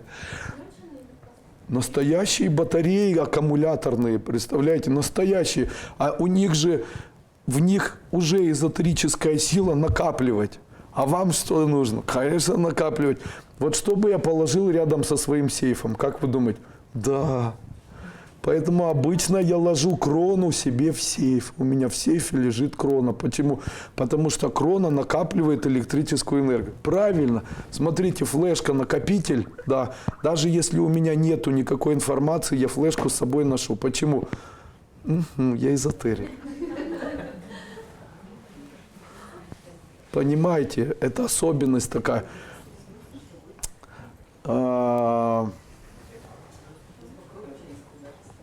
Что нужно, какое изображение нужно в ресторане иметь? Божью Матерь, которая кормит грудью младенца. Леонардо да Винчи. Почему? Потому что младенец так там бедный присосался к этой груди, что не может оторваться. А это фактически клиенты, которые придут к вам в ресторан. Они же должны прийти и после этого хотеть, как будто грудь сосать. Ходить все время. Правильно? Разумно это, да? Смотрите, ко мне приходят люди, они должны заключить договор со мной. Что я должен иметь? Какое изображение? Рекомендую бутылку вина с 2 бокалами, наполненными наполовину. Будет работать? Конечно. Человек зашел, а тут уже бокалы. Та-та-та-та-та. Тогда это может подействовать на то, чтобы у меня были заключенные договора. Да? Смотрите, когда я вспоминаю должника, то я же не могу мучиться, правильно? И не всегда я могу мучиться хорошо. Скажите, что вызывает у меня состояние отвращения? Давайте я скажу. Одна селедка вызывает у меня состояние отвращения, потому что селедка всегда вонючая. То есть, какая бы она ни была, если она долго на тарелке лежит, она всегда заванивается. Согласны с этим? Ну, кто жил в Советском Союзе, знает, о чем я говорю. Когда селедку покупали весной, чтобы зимой съесть на Новый год, знаете.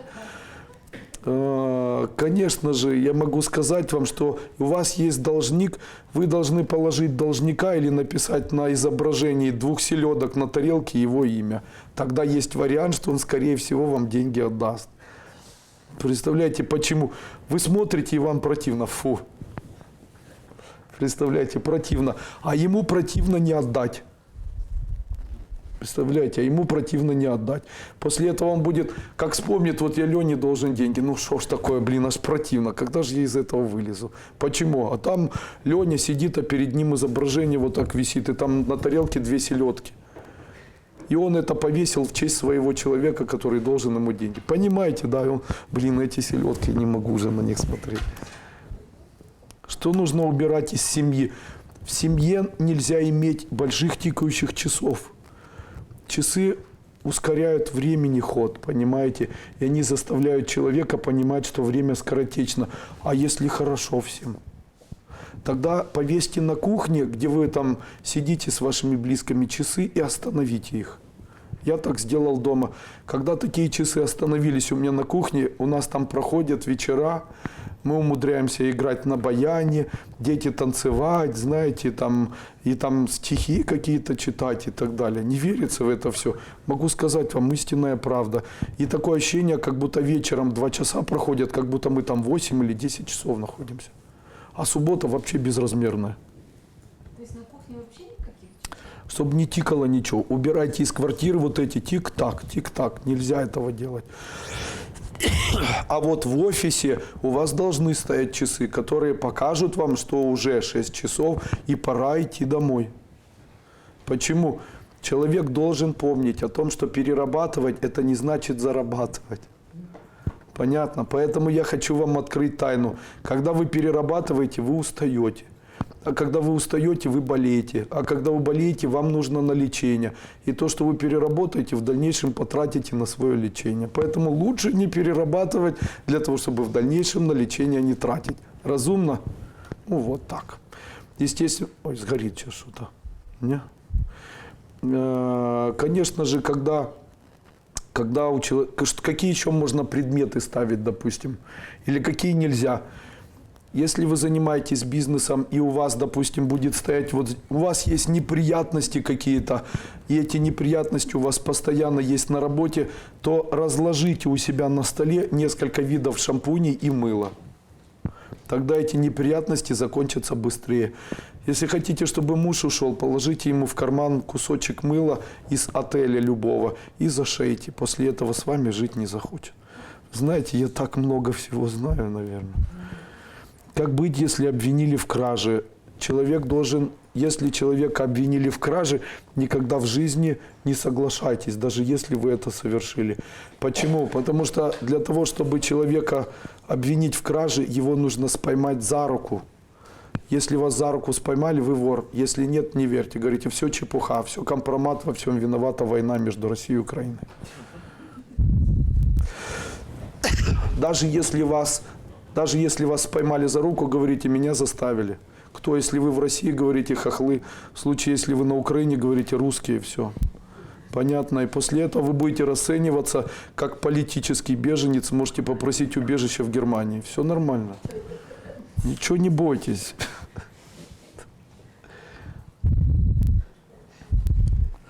Алекс пишет: здравствуйте, Андрей Андреевич. Есть ли у вас информация по элитной и целостной семье? Важно ваше мнение. Да, я постоянно об этом говорю. Я зациклен на бесконечно элитной и бесконечно целостной семье. Мне это очень нравится. Я вообще считаю, что самая большая находка для человека – это находка и возможности быть с кем-то.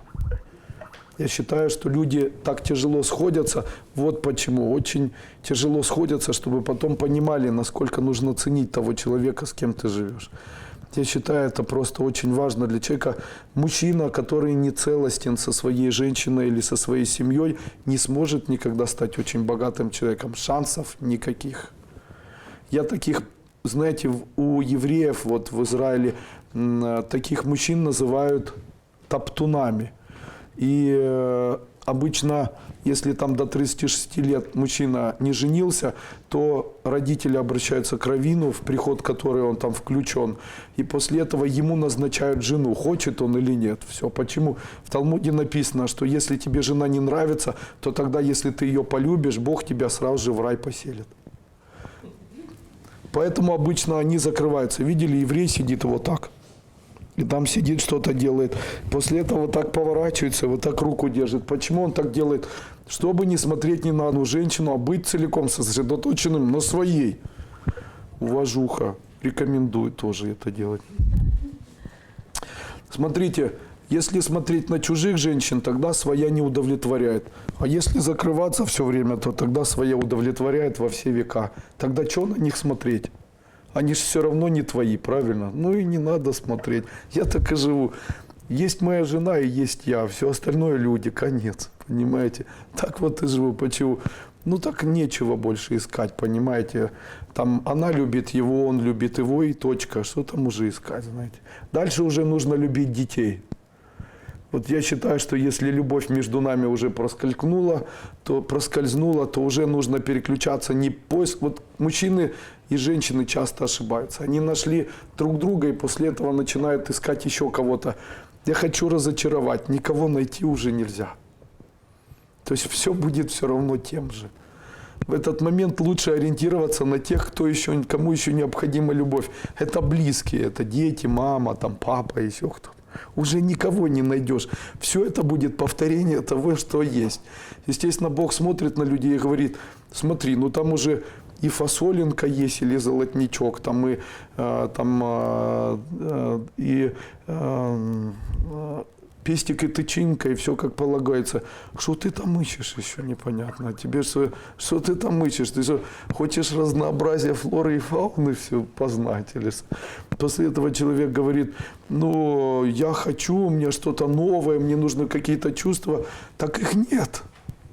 Там не получаются эти чувства. Они не выходят, вы представляете? То есть человек идет за этими чувствами, после этого он думает, что разрывание сердца в тот момент, когда он бегает от одной или к другой, или от одного мужчины к другому, женщина думает, что от того, что у нее вот так сердце разрывается, она наслаждается. Нет, это БДСМ. Правильно сказал? Ну и не надо. Это садизм, мазохистические наклонности, понимаете? Я считаю, что это нехорошо, но это мое мнение. Конечно, для кого-то это яркость, самопознание, самовыражение.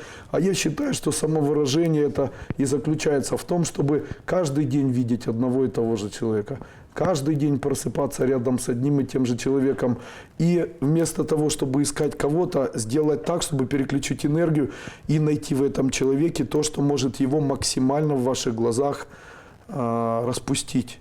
Как я обычно говорю вот своим знакомым, я говорю, женщина как цветок, в руках хорошего мужчины распустится, в руках плохого завянет и опадет. Поэтому рядом с хорошим мужчиной любая женщина распустится и покажет, насколько она ровная, хорошая, добрая, постоянная. А когда женщина сама провоцирует и начинает говорить, все, надо, так, ты положил ноутбук, так, давай сюда.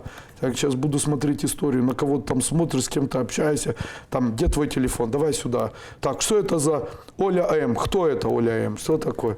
То есть вот когда такое начинается, то это уже никому не нужно. Мой телефон, мой ноутбук, они все стоят на единичках, то есть здесь одну единичку нажал и вошел, здесь 4 единички нажал и вошел. То же самое у жены. Я даже вам скажу больше, чтобы не возникало элементов напряжения никаких, жена молодая, я сделал так, если я кому-то звоню или она кому-либо звонит, то мы дублируем друг друга звонки и видим на обоих телефонах, кто кому звонит. Поэтому можно запросто вот так перезвонить там на другой номер и узнать, что звонили, какого звонили и так далее. Но я вам скажу так, я в своей жизни, сколько живу со своей женой, никогда не проверил. Почему? Я не ищу поводов для того, чтобы расставаться. Я хочу жить с ней долго, счастливо, до самых концов дней. И все. И жить много. Там говорят, и умереть в один день. Нет. Жить надо, а не умирать. У меня однокомнатная квартира, и на стене висят большие часы. Их надо, наверное, убрать, их надо остановить. Если вы стареете и чувствуете это, уберите часы из дома, они увеличивают старение. Люди, которые носят на себе часы, должны знать, часы золотые, они останавливают время, все остальные часы ускоряют. Поэтому есть золотые часы, носите. Нет золотых часов, никакие не носите. А если серьезно, это очень-очень... Почему часы носят? Часы отбивают ту сумму денег, которые были потрачены на их покупку. Поэтому часы нужно покупать за свои деньги как можно дороже. Смотрите, часы нужно купить так, чтобы они отбивали каждый час 30 тысяч долларов. Почему? Потому что вы должны взять 30 тысяч долларов, выбрать себе часы и купить их за 30 тысяч долларов. Тогда, одевая такие часы, вы же их за час купили. Они каждый час будут отбивать вам энергию 30 тысяч долларов. А если у вас за $1000 часы, они будут отбивать вам $1000. Понятно? Эзотерика часов. А ручные? А если вы, а дарственные так не работают. А если подарить часы, вот допустим, я Оксане дарю часы моей сестре, то после этого мы разругаемся и общаться не будем. Разойдемся, как в море пароходы. А если у меня бизнес, который связан с бесконечным подписанием каких-либо договоров, то нужно поставить обязательно в своем офисе очень дорогие часы в виде старинных часов. Вот такие часы очень полезны. Вот они для офиса очень хороши. Вот если бы там стояли часы, и я бы занимался юриспруденцией или нотариатом, то тогда, скорее всего, эти часы помогали бы мне зарабатывать деньги. Но они бы отбивали то время, каждый час ту сумму, которую бы я потратил на покупку этих часов. Поняли? То есть часы стоят 100 тысяч, там, допустим, то значит они бы отбивали 100 тысяч, и это бы подтягивало на 100 тысяч клиентов. Поняли? Вот почему существуют часы, которые внешне непривлекательные, совсем там ничего в них нет особенного, железяка железякой, но которые стоят 100 тысяч долларов. И люди говорят: боже, кто же их покупает, что за идиот? Вот такие идиоты или эзотерики, как я, и покупают. Почему? Для того, чтобы они отбивали эти суммы. Все это знают. Если люди этого не знают, ну что ж, наверное, вы пока не знаете.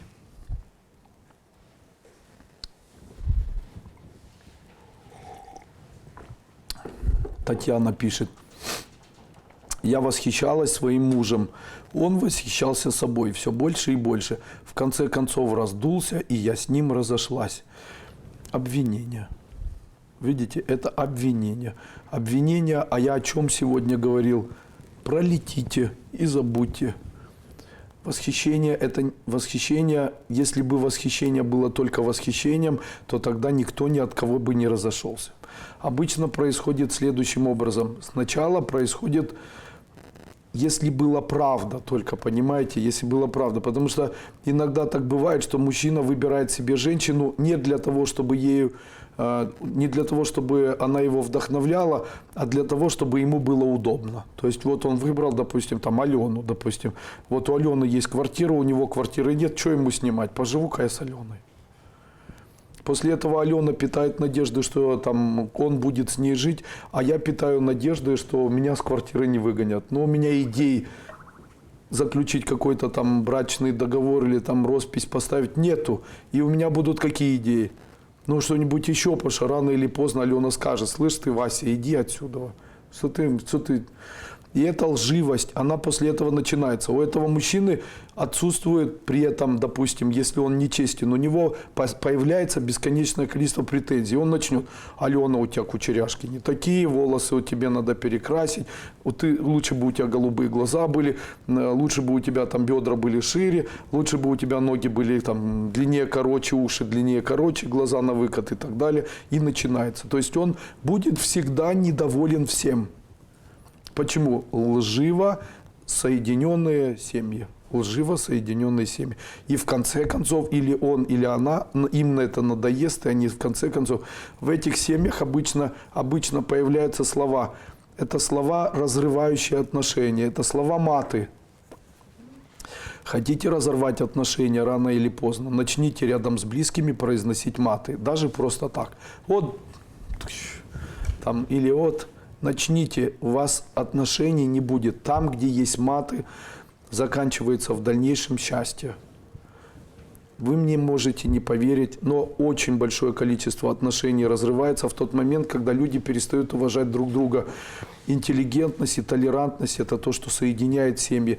Интеллигентность и толерантность – это возможность друг другу доверять, возможность друг друга поддерживать. А маты – это всегда либо обвинение, либо подкалывание. То есть это своего рода критика.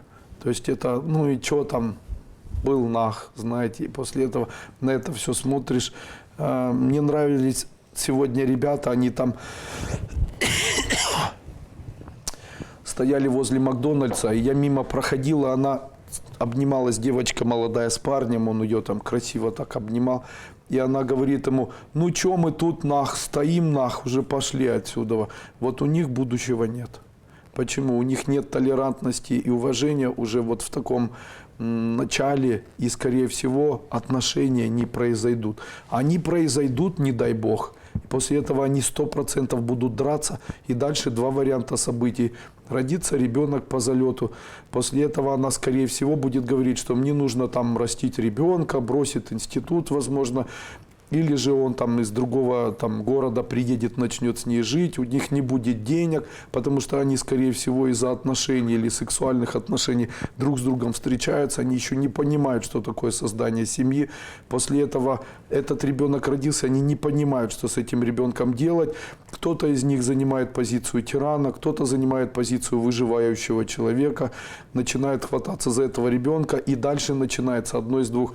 Либо алкоголизм обоих, либо измены, и они потом начинают говорить, да мы живем ради ребенка.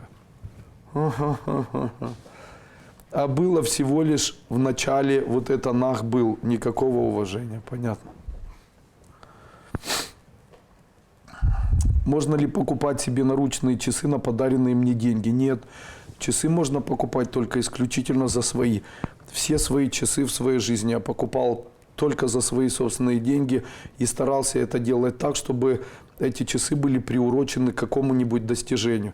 Таким образом, каждая вещь, которая покупалась в моей жизни, которую я носил, она была как элементом какого-то моего подъема и прихода к чему-то. А что это я делал? Есть у меня семинар «Магия денег», я там говорил, я застолбил свои успехи. То есть не распил бутылку водки с близкими дома под селедку, а застолбил, взял деньги, пошел и купил себе часы. Родилась Маша, а мне очень сильно хотелось еще детей.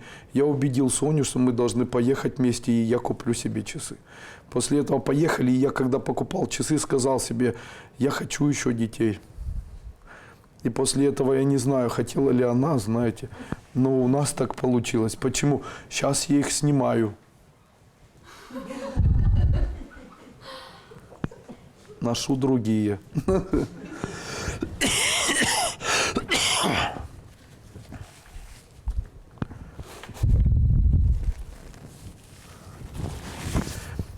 Лиля Килхан пишет. Здравствуйте. Скажите, пожалуйста, пару слов об астрологии. Она же связана с планетами. Сегодня достаточно многие направления. Спасибо. Одна из самых древнейших наук. Но я могу вам сказать наверняка, что если выбирать астрологию европейскую или астрологию индийскую, джойтиш, то изучать джойтиш гораздо интереснее, гораздо более эффективно, но это нужно делать обязательно у носителей, не занимающихся йогой в априори. То есть это не должны быть йоги. Объясню вам почему. Астрология и йога – это абсолютно разные идеи. Дальше астрология и веды вообще друг с другом там никак не стыкаются. Джойтиш – это и человека обучают джойтишу, и он является носителем, будучи только специалистом в джойтише. И все. То есть он может рассчитать, создать талисман, определить там какие-то проблемы, но провести ритуалы, которые могут убирать. Человек, который делает или исследует этот джойтиш, или в нем живет, там, работая в этом, он ритуалы проводить не имеет права. Если изучать у носителей, то я могу вам сказать, сама система обучения, она занимает приблизительно 7-8 лет. Она не может быть быстрой. Такое количество совершенно непонятных элементов, вот их там от цветов, заканчивая характерами планет, заканчивая там, чем только. И вот джойтиш, он не такой банальный, как обыкновенная астрология. И здесь я кого-то там обозвал, знаете. Но, тем не менее, если что-то выбирать, то нужно выбирать, скорее всего, вот такую науку, она интереснее.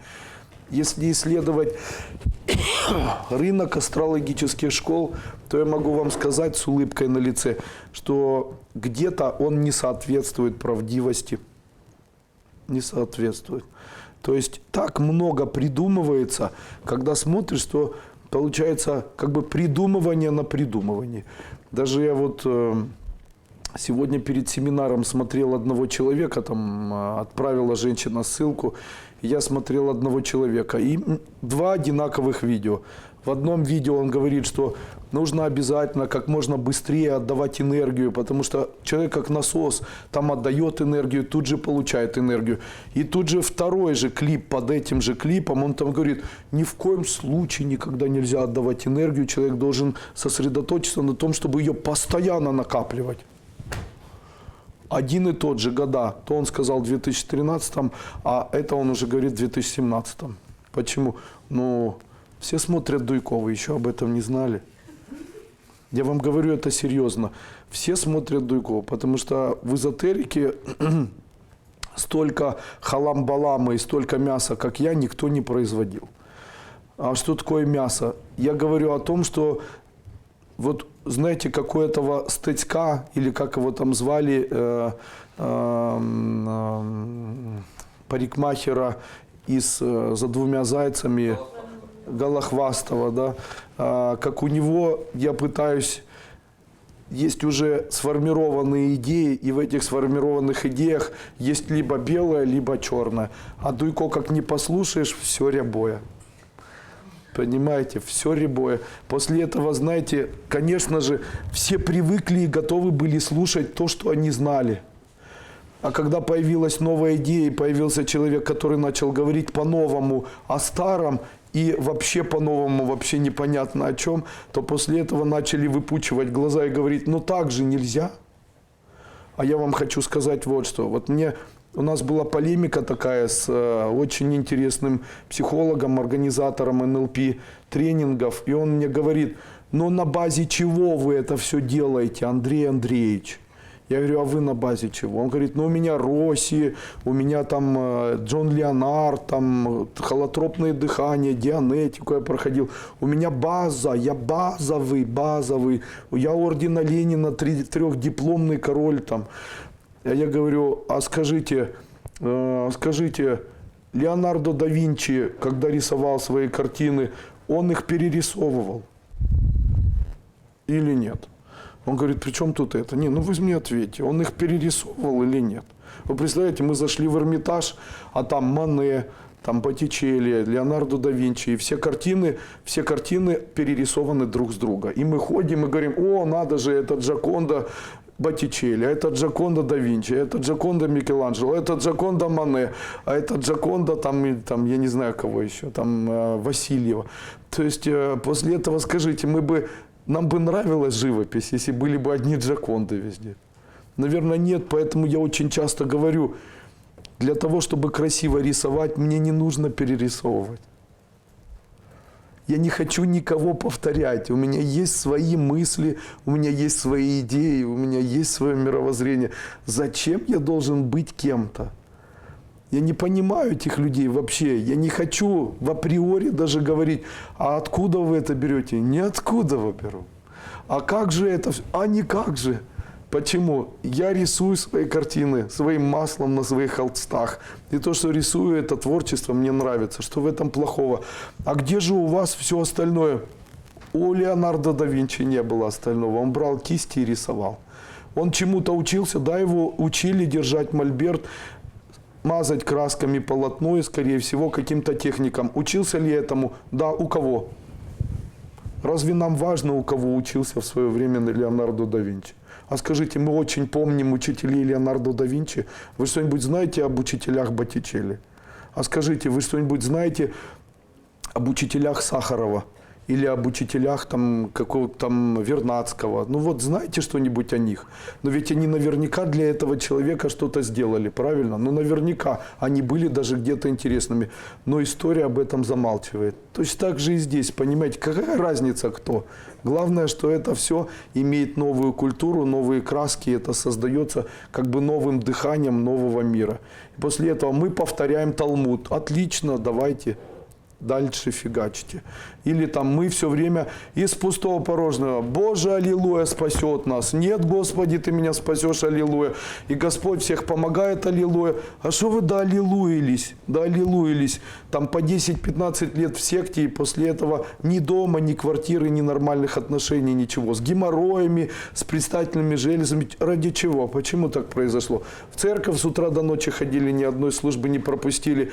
Приходит при этом онкология, онкология матки, онкология желудка, онкология щитовидки. Я такая верующая во всех монастырях была. И там и вера у меня крепкая, и там я все время молюсь и с Библией умру. У меня, кстати, такая женщина была, она с Библией умерла. Я на рейки когда-то ходил. 100 человек пришло на рейки, за 2 года 10 человек умерло. Почему? Потому что всем рассказывают, что лечиться не нужно. Всех спасет символы, которые нужно рисовать. Понимаете? Все отрабатывали теплоту ладони, знаете.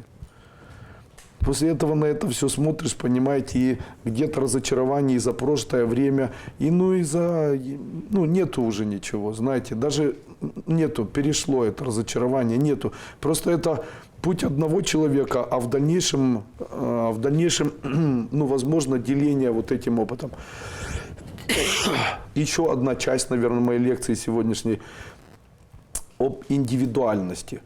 Дело в том, что человек, он рожден сам и должен развить свою духовность автономно сам. На пути к духовности своей человек не может воспитывать рядом людей, чтобы они вместе с ним стали духовными существами. Я вам скажу больше. Не надо говорить «а ты», не нужно говорить что-то. Я вам расскажу, что зачисляется. Если моя жена встала раньше меня, и я этого не вижу, погладила мне штаны, после этого приготовила мне завтрак, и после этого я встал, оделся и ушел, то тогда она и моя семья получат деньги. Почему? Потому что она этим не тыкает в глаза. Понятно? Если я набрал ванну, покупал в этой ванне детей, вытер этих детей и об этом никому ничего не сказал, это зачитывается, потому что вот это и есть самое настоящее проявление любви. Представляете? А если я говорю, вот я не могу больше, я все время за детьми смотрю, а я все время работаю, а я все время детей купаю, а я все время в школу отвожу, а я вообще так много для вас сделал, а я вообще еще что-то. Вот это все не засчиталось. Это все бесплатно потраченная психическая энергия. Как же нужно этот путь в себе преодолевать? Этот путь, он трансперсональный, то есть он относится только к одному человеку. Один человек на этом пути не должен обучать и воспитывать другого человека, двигаться по этому пути. Он должен делать это сам. Мне все равно, сколько моя жена скажет мне каких-то претензий, мне это не касается. Я обычно даже слова говорю, я ни при чем, только я их говорю молча. Почему? Это ее позиция, знаете, но у нас эта позиция, скорее всего, это позиция человека, там, который устал и так далее. А моя позиция какая? Моя позиция трансперсональная, то есть я через 2 секунды не буду об этом помнить. Почему? Потому что это самый правильный выход из ситуации. Она 3 раза это сделает, 3 раза никто не среагирует, и после этого не произойдет никогда. Понимаете? Обострение, накопление этих ситуаций без конца приводит к тому, что появляются разрывы. Обвинения делают из одного человека судью, из другого подсудимого. Рано или поздно все разойдутся.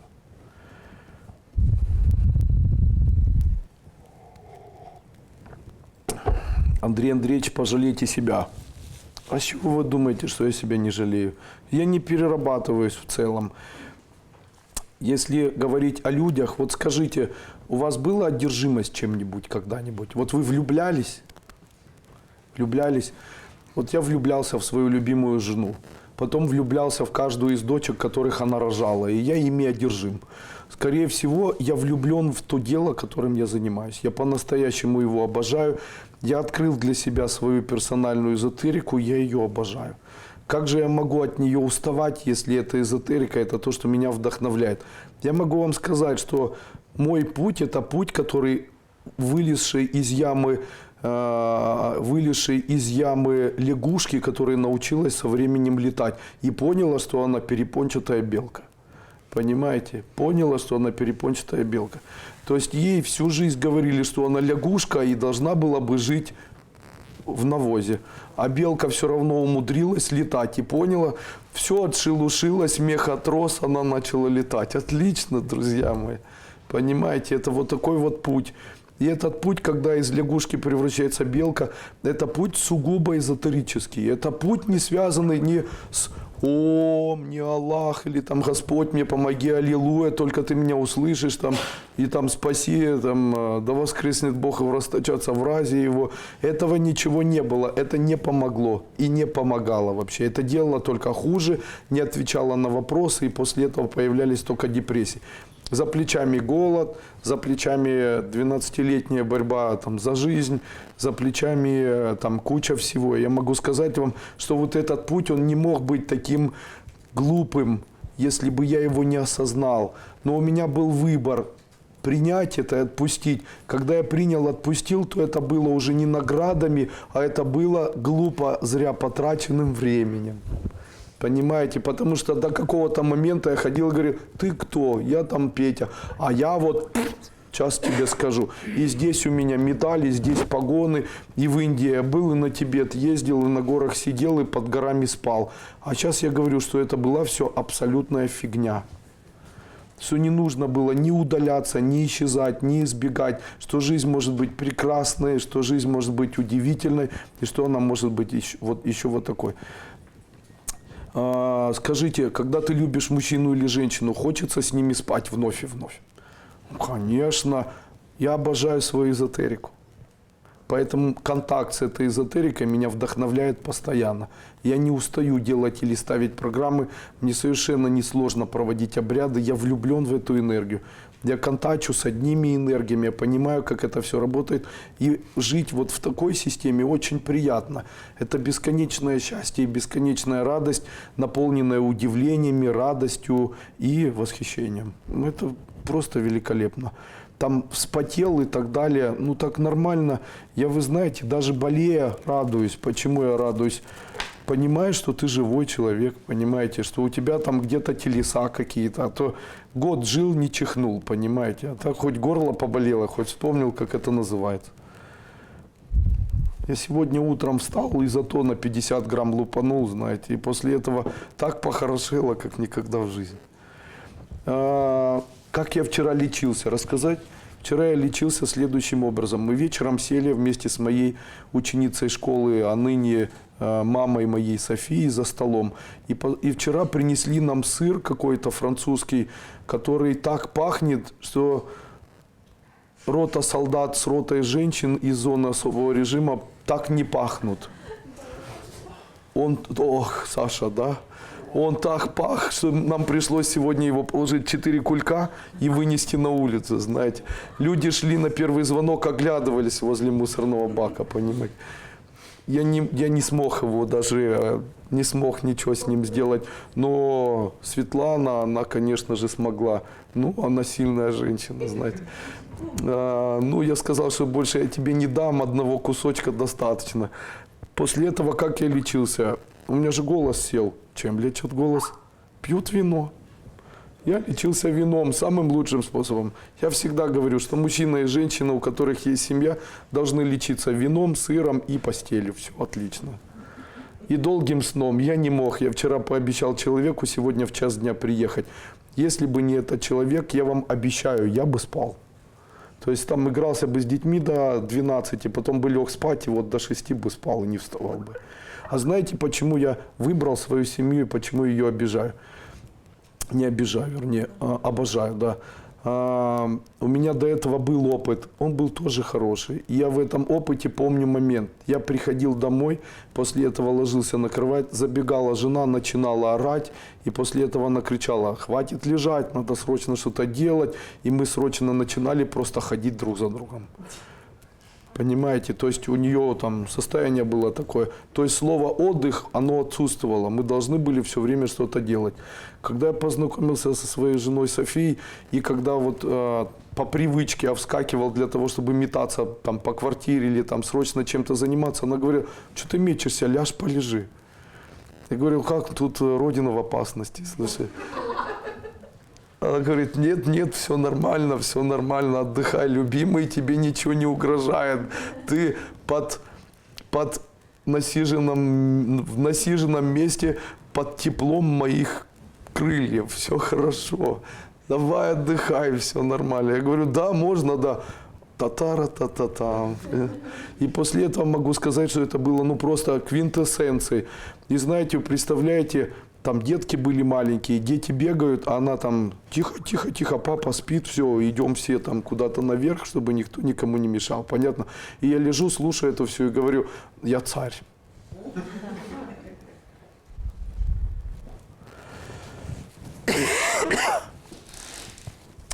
Андрей Андреевич, как вы считаете, с энергетической точки зрения, почему первый Рокфеллер так разбогател? Объясняю. Так, сейчас я что-нибудь найду здесь. А тут доллары есть? О, 10 долларов. Смотрите, вы видите здесь два клейма. Клеймо Рокфеллера и клеймо Национального банка, владельцем которой был Рокфеллер. Это герб семьи. Давайте еще раз скажу. Это герб семьи. Что такое семья? Это люди, которые вкладывают деньги в то, чтобы кто-то дальше, кто будет в этой семье, получал больше. У английской императрицы спросили, у самой мудрой, которая по сей день жива и живет и будет жить. Она уже робот, наверное. Тем не менее, могу сказать, что у нее спросили и сказали ей слова: «Скажите, почему короли стали королями?» Она сказала: «У нас есть тайна нашей королевской семьи. Каждый, кто находится в этой семье, хочет немножко больше сделать для будущего поколения, чем делал для себя». Понятно? Почему Рокфеллер разбогател? Он старался сделать для семьи немножко больше, чем он делал персонально для себя. Потому что люди обычно ставят цели, персонифицированные только себе и своей попе. Вот квартира, дом, и хватит, что там уже, понимаете? А у него нет, у него там внукам, правнукам, еще кому-то, понимаете? И после этого он именно на этом и сделал имя. При этом очень в семье этой очень обращали внимание на все действия рождаемых девочек и мальчиков. Почему? Потому что верность, потому что семейственность, потому что воспитание интеллигенции – это было кредо этой семьи. Представляете, почему они богатые? Короли – это семьи. Короли – это семьи. Почему семьи пытаются разрушить? Почему мир не хочет видеть семьи? Потому что семьи невыгодны кланам, королям, поняли? Они невыгодны. Поэтому нужно как можно сильнее цепляться за семью и делать это гербом своей жизни. Понимаете? Для семьи, ради семьи. У меня была подружка Зарина. И она ездила из одной точки Украины в другую точку Украины для того, чтобы забрать 200 долларов. Я ей говорю: ты на билеты больше потратил. Она говорит: я не думаю, я все делаю ради своей семьи, ради своих девочек и там ради еще чего-то. И после этого, вы представляете, у нее все получилось. Также эзотерика. Дело в том, что у Рокфеллера все получилось, потому что он эзотерик. Я могу каждого человека научить за 7 лет заработать $1 000 000. Каждого существующего человека. Только здесь вопрос такой: как вы можете научить, если у вас нет? Все нормально. Серьезно, все в жизни нормально. Я могу научить, и могу сопроводить, и могу заставить, и у человека получится заработать. Но это будет самопожертвованием 100%. Почему? Потому что для того, чтобы начать без ничего, вы должны будете тратить 20 часов своей жизни на то, чтобы зарабатывать эти деньги. А я знаю всю схему. Всю. То есть схема одна и та же, она эзотерическая. Представляете, все абсолютно, кто заработал большие деньги, знают ее косвенно или открыто, но ее знают. Есть только 5 пунктов, которые могут человеку, если их внушить, правильно сказать и правильно направить, человек будет миллионером. Могу ли я об этом говорить? Вопрос: зачем мне это? Так я один миллионер живу. И у меня все хорошо. Выезжаю я и весь модный, знаете, и все вокруг прислуга и так далее, понимаете, и мне хорошо и приятно. А так все вокруг будут миллионерами. Зачем мне это? А так я учеников школы научу. Но поверьте мне, без того, что я говорю, это невозможно. Вообще невозможно. Начните с магии денег, часть 1. Я там очень подробно обо всем рассказываю. И магии денег саман, или сексуальной магии денег, помнишь? Ну вот, очень много я об этом рассказываю, это, конечно, потрясающе. Все начинается с черт характера и внутренних элементов, как бы, контактов с этими деньгами. Плюс ясновидение, 2 часть. Я открыл фактически вам прямое подключение к энергии денег, к долларам. Там чистый канал в чистом виде. Просто кто видел это и будет использовать, с завтрашнего дня будет одним из самых богатых людей вообще в Украине. Заработать деньги, я вам клянусь, заработать деньги не так тяжело, как вам это кажется. Просто клянусь. Человек написал, там, конечно, лохов развел и так далее. Хорошо, лохов развел, но почему-то никто не считает, что до этого 7 лет было проведено около, там, я не знаю, там, 5000 встреч или там, 50 встреч с людьми. О том, что я в разных городах по 20, там, по 12, по 14 часов с утра до ночи, с 7 утра и до 10 часов вечера. Утром читал одни лекции, записывал их, в обед принимал людей по 200 человек до вечера, вечером читал лекции, после лекции еще принимал людей. И так длилось 7 лет. 7 лет вот такой бесконечной работы, когда обыкновенный человек сдувается и после этого говорит. И это очень часто не приносило никаких плодов. Почему? Особенность такая. Хочешь что-то зарядить, дай туда электричество. Конечно, апатичные люди, которые, мне там так тяжело, и объяснение, мне тяжело, потому что тут вот это не получается, и это не получается, а там... У меня есть девочка, я вот сегодня на нее в очередной раз смотрел и говорю, я тебе дам товар, хочешь, да? Я тебе дам товар, продавай много, удиви меня этим. Я ордена Ленина сейчас как продам вообще, тут порву вообще всех, там как шваркну, жаркну, разбабахаю и все. После этого месяц прошел, она мне сегодня листочек принесла, я сижу на нее и думаю, боже мой. То есть это началось так. Знаете, есть такой анекдот, ворона говорит, я сильная, я могучая, все смогу. После этого журавли говорят, мы полетим в теплые края. Она подходит и говорит, я с вами. Он говорит, не получится. У нас размах крыла высокий, а у тебя маленький, ты не долетишь. Мы 1 раз махнем, тебе нужно будет 100 раз махать. После этого летела она 3 дня. Прилетают они куда-то и ворону потеряли. Через сутки прилетает ворона, падает. И вот она вот такая валяется, да, и они к ней подходят, она уже на последнем издыхании. Один журавль спрашивает, ворона, да ты сильная, ты все сможешь, все нормально. Она на крыло поднимается, улыбается, говорит, не знаю, насколько сильная, все смогу, но долбанутая на всю голову. Почему я это рассказал? Вот человек должен начинать с ничего, как долбанутый. Понимаете, как долбанутый на всю голову. Я понимал, что я могу выпустить БАДы, и они будут самыми яркими. Почему? Потому что первым свидетельством, что я иду по правильному пути, были мои близкие, которые говорили, ты, Дуйко, долбанутый. У тебя готовый бизнес этот, какие БАДы, что, свихнулся вообще? Я говорил, ура, наконец-то я нащупал то, что сейчас заработает. Понимаете? Все говорили поголовно, долбанутый. Я приводил людей, говорю, вот я Ворошилова нашел, он пришел с павшими глазами, с павшими щеками, вот такой голодный, худой, грязный, с порванными пуговичками и разорванными штанами. Приехал на черри машине. И после этого сидит вот такой вот весь, потому что жена утром ему прессинг там поставила, говорит, Андрей Андреевич, а что от меня нужно? Я говорю, видишь эту баночку, да, надо сделать все для того, чтобы ее очень много продавать. Он вот так вот сидел, говорит, Господи, за что? Господи, вообще это никому не нужно, никому не нужно. Я говорю, никому не нужно, а это нужно нам. Нам. А если нам нужно, значит нужно всем. Конец. Понимаете? Я это заметил у себя вот когда. Мы очень долго в 10 классе ездили вдоль палисадника, знаете, вдоль палисадника. После этого там росли орехи. После этого я решил, что орехи – это деньги. Конечно же. После этого я не шел путем, чтобы чтобы я играл на трубе в похоронном оркестре. И мне платили 90 рублей на то время, в советские времена, в месяц. Я взял у людей, которые их собирали, нанял их, они для меня насобирали их, поехал и продал. Сразу же понял, что эксплуатация – это самый важный элемент любого предпринимательского качества. Все, мне Карл Маркс был не нужен, понимаете.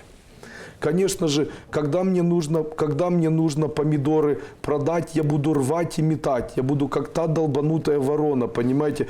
А человек обычно, ой, Андрей Андреевич, вот столько помех, понимаете, и там и это не получается, и тут времени нет у меня, и тут вот не получается тоже, и это не получается. Вот что мне делать? Может, это кармическое какое-то? Нет. Включи в себе долбанутую ворону. Сколько ты оббегал на протяжении дня? Скольким тысячам человек ты написал письма? Сколько людей уже знает о тебе? Где они? Ну, вы понимаете, вокруг война там и так далее. Это не все отголоски, это все ерунда собственной лени. Это настоящая собственная трансперсональная лень. Человек говорит, да я знаю это все, я в этом всем и так уже и ордена Ленина. Но я сижу, это знаю, и у меня есть деньги. А ты сидишь, это знаешь, и у тебя денег нет. Почему? Потому что перед тем, как что-то сделать, я это не только об этом думаю, мечтаю, все знаю, а делаю, а потом думаю.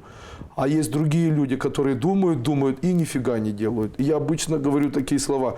Если думаешь, то делай, а если не делаешь, то вообще и не думай даже об этом. Вот. Андрей Андреевич, я занимаюсь сетевым бизнесом. Какой символ иметь в кабинете, чтобы было больше сделок? Накрытый стол. Накрытый стол. Есть вот такая икона, там Леонардо да Винчи нарисовал вот этих вот людей. Она, наверное, не подходит. Почему? Вы, наверное, не обратили внимания, а ведь они сидят в месте, которое похоже на темницу. Не обращали внимания? И у них подтеки на камнях, как будто с этих камней течет жижа.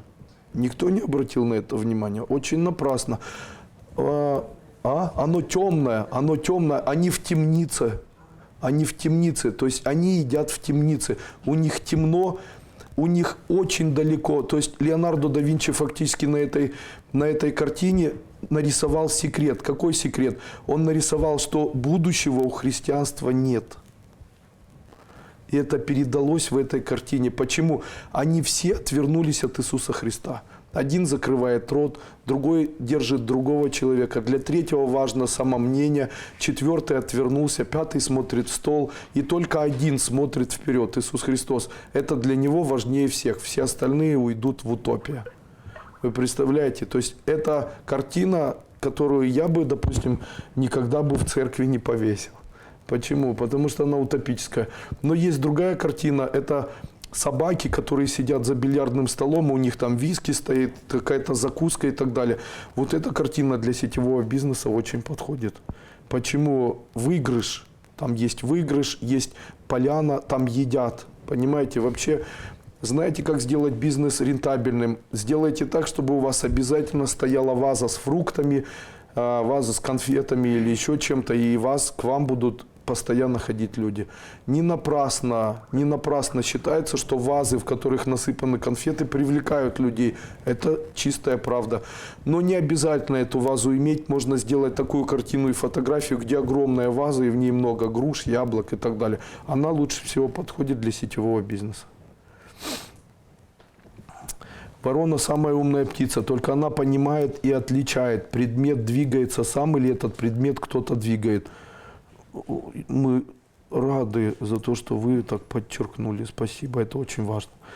Можно ли в обряде на водку под гневных духов больного алкоголем делать перерыв или делать 10-15 дней? Нет, надо делать, чтобы вы понимали, такие обряды делаются 100 дней к ряду, вот каждый день. Каждый день. Вот взялись за больного алкоголизмом и делаете 100 дней подряд вот этот обряд с алкогольным духом. Вот если его делать 100 дней, человека отпускает. А если 15 дней перерыв, вообще забудьте. Правда ли, что человеку можно подключить хранителя, который будет защищать в дальнейшем? И еще кураторами называют. Что вы об этом думаете? Ни один, ни Бог, ни царь и ни герой не отвечает за человеческую жизнь. Только человек может своими чувствами создать что-то для себя. Никто больше не делает ни для человека ни тюрьмы, ни рая. Человек в силах все изменить сам. В свое время Гермес Трисмегирист сказал такие слова. Он сказал: то, что в тебе, тоже и снизу, тоже сверху, тоже и впереди, и сзади. Все едино. Таким образом, когда человек смотрит на это, он должен понимать, что внутренний мир, который есть в нем, он гораздо важнее, чем какие-то ангелы-хранители или еще что-то. Не поможет вам ангел-хранитель выздороветь, не поможет ангел-хранитель вам заработать деньги, не поможет вашей семье быть счастливым. Не бывает этого. Но можно вызвать духов астрала, которые могут разрушить вашу семью, сделать так, чтобы у вас не было никогда денег, и сделать так, чтобы вы никогда не могли быть здоровыми. Вот это есть. То есть вот такое зло, оно есть. Дело в том, что такие ангелы, или я их называю архатами, они не хотят общаться с людьми. Объясню вам почему. Совершенно другие вибрации. Какие? Вот представляете театр. И в этом театре идет очень красивая постановка. Играют скрипки и очень красивая музыка. Все слушают Вивальди. И в этот момент посреди этого театра сидят очень красивые люди и один очень непонятный человек. И музыка закончилась, и после этого все все затихли и ждут, что вот сейчас они еще в шоке от музыки или красоты исполнения. И после этого один лишь только сидит, и он хочет хлопать в ладоши, а ладошек нет. Он хочет закричать, у него рта нет. Он хочет ногами потопать, а ног нет. И единственное, что у него есть, это только сфинкты заднего прохода. И он со всей силы, пока все молчат, пукают и очень сильно портит воздух. Так выглядит человек рядом с ангелами. Понятно? Скажите, если рядом с вами живет человек, который все время пукает, вас надолго хватит? Понимаете? Понимаете, эти энергии, они не интересуются. Почему? Народ слишком погряз, не народ, а некоторые индивидуальные личности слишком погрязли в бесконечном выяснении. Что происходит? Вы живете, у вас бесконечное прошлое. Рядом с вами начинают стоять люди, которых захватили в плен религиозные деятели, которые цепляли их в сеть, ведь все кресты сложить будет сеть.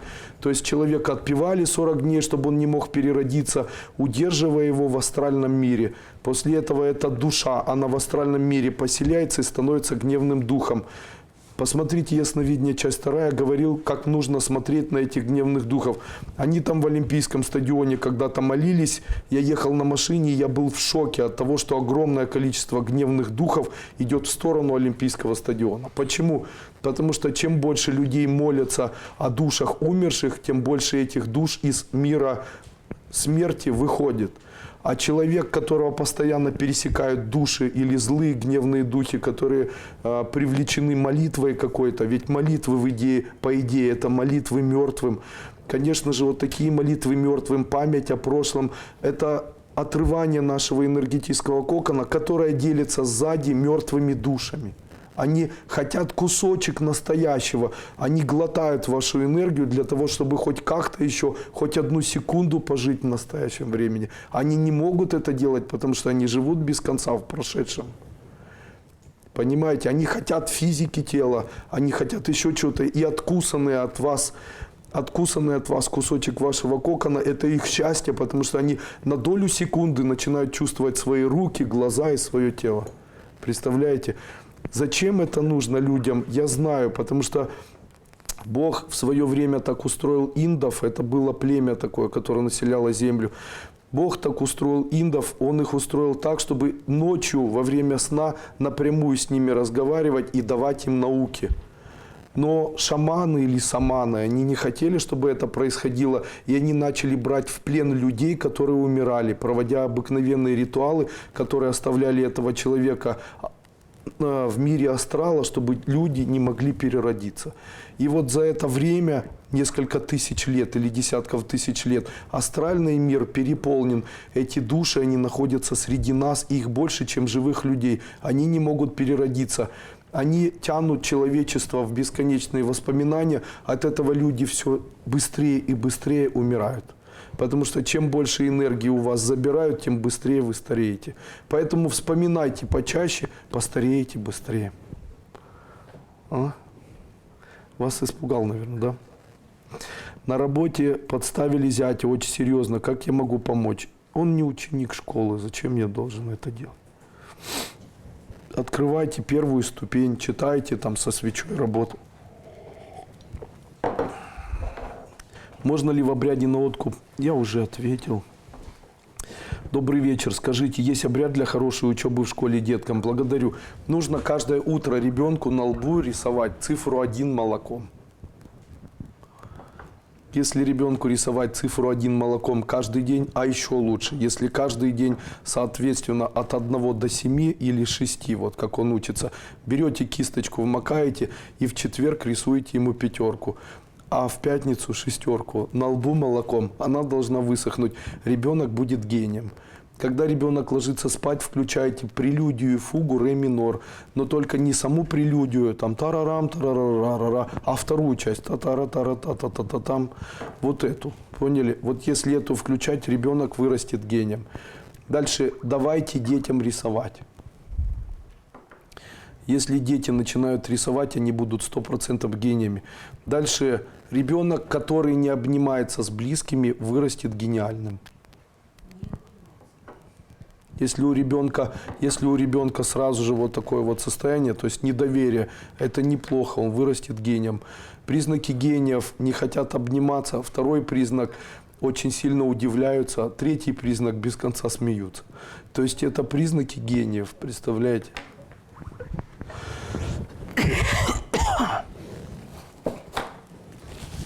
Дмитрий пишет: у меня в жизни сейчас длительный застой. Вот вы сейчас из него выходите. Это происходит прямо сейчас. Именно в этот момент. Слушайте меня и применяйте. Это и есть выход из этого застоя. Ну все, дизайн человека. Как вы на это движение смотрите? Я считаю, что сама система чрезвычайно напыщена. Я считаю, что люди... У меня есть женщина, ее зовут Мирослава. Она занимается этой системой уже 6 лет. Вот какой она была, такой осталась. Вот там же говорится о том, что можно построить структуру тела и структуру души, и там что только нельзя с этим сделать. После этого она как была, эта Мирослава, там плохо выглядела, такой и сейчас ходит. При этом у нее настолько забоданные мозги, знаете, что я на нее смотрю и думаю, вам было бы, наверное, легче, если бы этой информации у вас не было. Скажите, можно ли желать любви бывшим? Нет, конечно. Если бывший ваш мужчина, он несчастен и живет без денег, то тогда вы можете поделиться своими деньгами и желать этому человеку любви.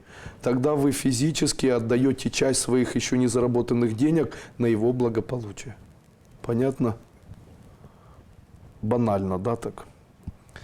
Добрый вечер. Скажите, читаю около недели заклинания. Появилось состояние, когда хочется петь, и я пою. Правильно.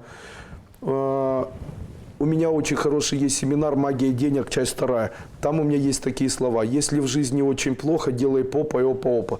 И там я говорю о том, что обязательное условие людей, которые не умеют зарабатывать, у них не получается, это развитие творческих способностей, пение, танцевание и так далее. Это правда очень действительно хорошо очень работает.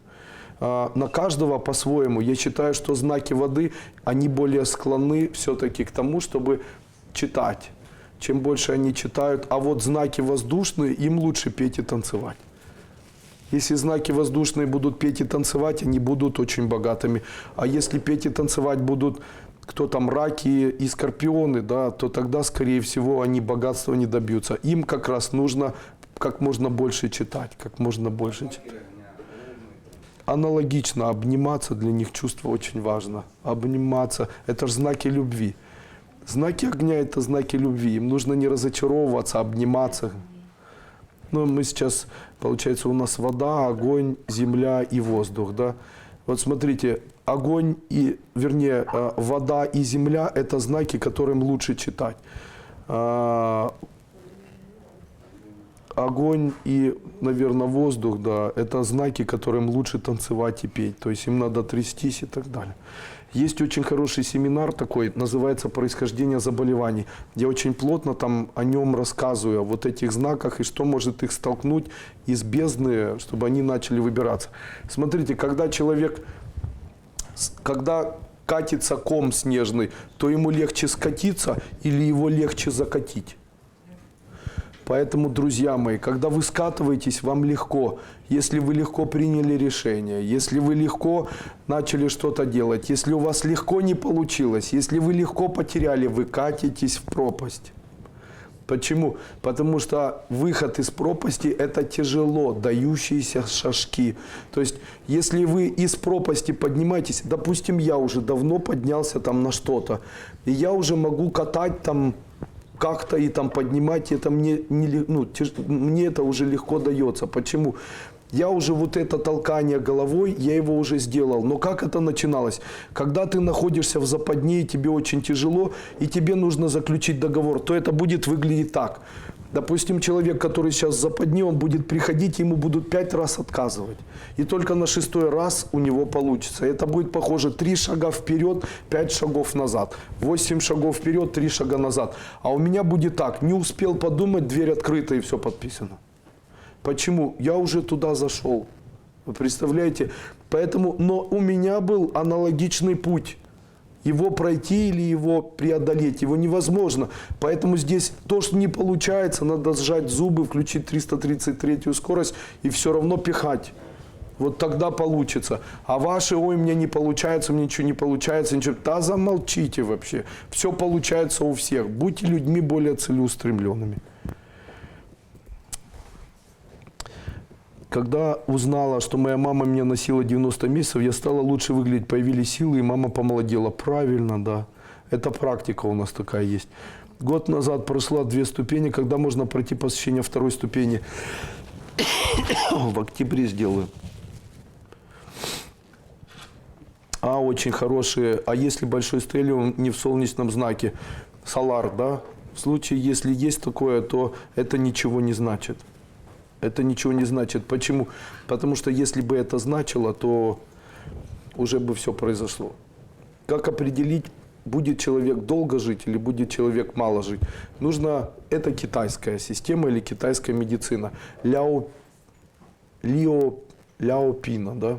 То есть есть трактат Ляопина, где Ляопин рассказывает о том, о 700 признаках скоропостижной смерти и о том, как определить, насколько человек может долго жить и насколько он может недолго жить. Хотите, мы все вместе сейчас поулыбаемся? Если у человека нету пятки и у него пятка абсолютно ровная, он не проживет долгую жизнь. Скорее всего, очень маленькую. А в случае, если у него пятка назад торчит, то тогда это долгожитель. Поэтому обратите внимание на пятку. Если у вас шлепки спадают все время, как будто пятки нет, то тогда вы долго не проживете. Отсутствующие пятки – это плохо. Это Ляопин, это не я. Тем не менее, могу сказать, что это верно подмечено. У меня была девушка, у нее абсолютно не было пятки. То есть у нее шло сухожилие, оно заканчивалось прямо там, где должна быть пятка. Она не могла носить обувь, потому что вся обувь просто спадала с нее. Когда ей исполнилось 26 лет, она умерла. Вы представляете? То есть она умерла по непонятным причинам, ну все было понятно. Видите, все-таки Ляопин был прав. Паша, подскажите, когда убрать отрицательные черты характера, например, недоверие, сомнение, страх? Давайте еще раз скажу, не боритесь с этим, пролетайте это. То есть я сомневаюсь. Вот смотрите, я не доверяю, сомневаюсь, я боюсь. Это путь человека, который не верит во что-то. Как научиться верить? Говорите, я иду и мне страшно, заменяйте на то, что я приду и поговорю, это даст мне новые возможности. Правильно? Смотрите, мне страшно, но у меня появятся новые возможности. Я боюсь, нет, у меня появятся новые возможности. Я не знаю, как это сделать. Скоро получится, и это будут моими новыми возможностями. Скажите, отличается это? То есть я боюсь разговаривать с этим человеком, или я встречусь с этим человеком, потому что это новые возможности, или даст мне новые возможности в жизни. Разница, да, это разница возможности работать вот с такой вот потенциальной энергией человеческой. Ну все, заканчиваем. Как вы относитесь к домашней пирамиде золотого сечения? Я считаю, что это не работающая система. Дальше, по поводу мудр, не работающая система. По поводу дыхательных систем йогов, не работающие системы. Закрыть уши и мычать, не работающая система. Попробуйте раздражаться, закройте уши и мычать. В жизни не успокойтесь. Дальше, что еще? У меня муж... Я очень тяжело переносила. Занялась сетевым бизнесом, но бизнес не идет. Подписание контрактов откладывается. Что делать? А вот что делать.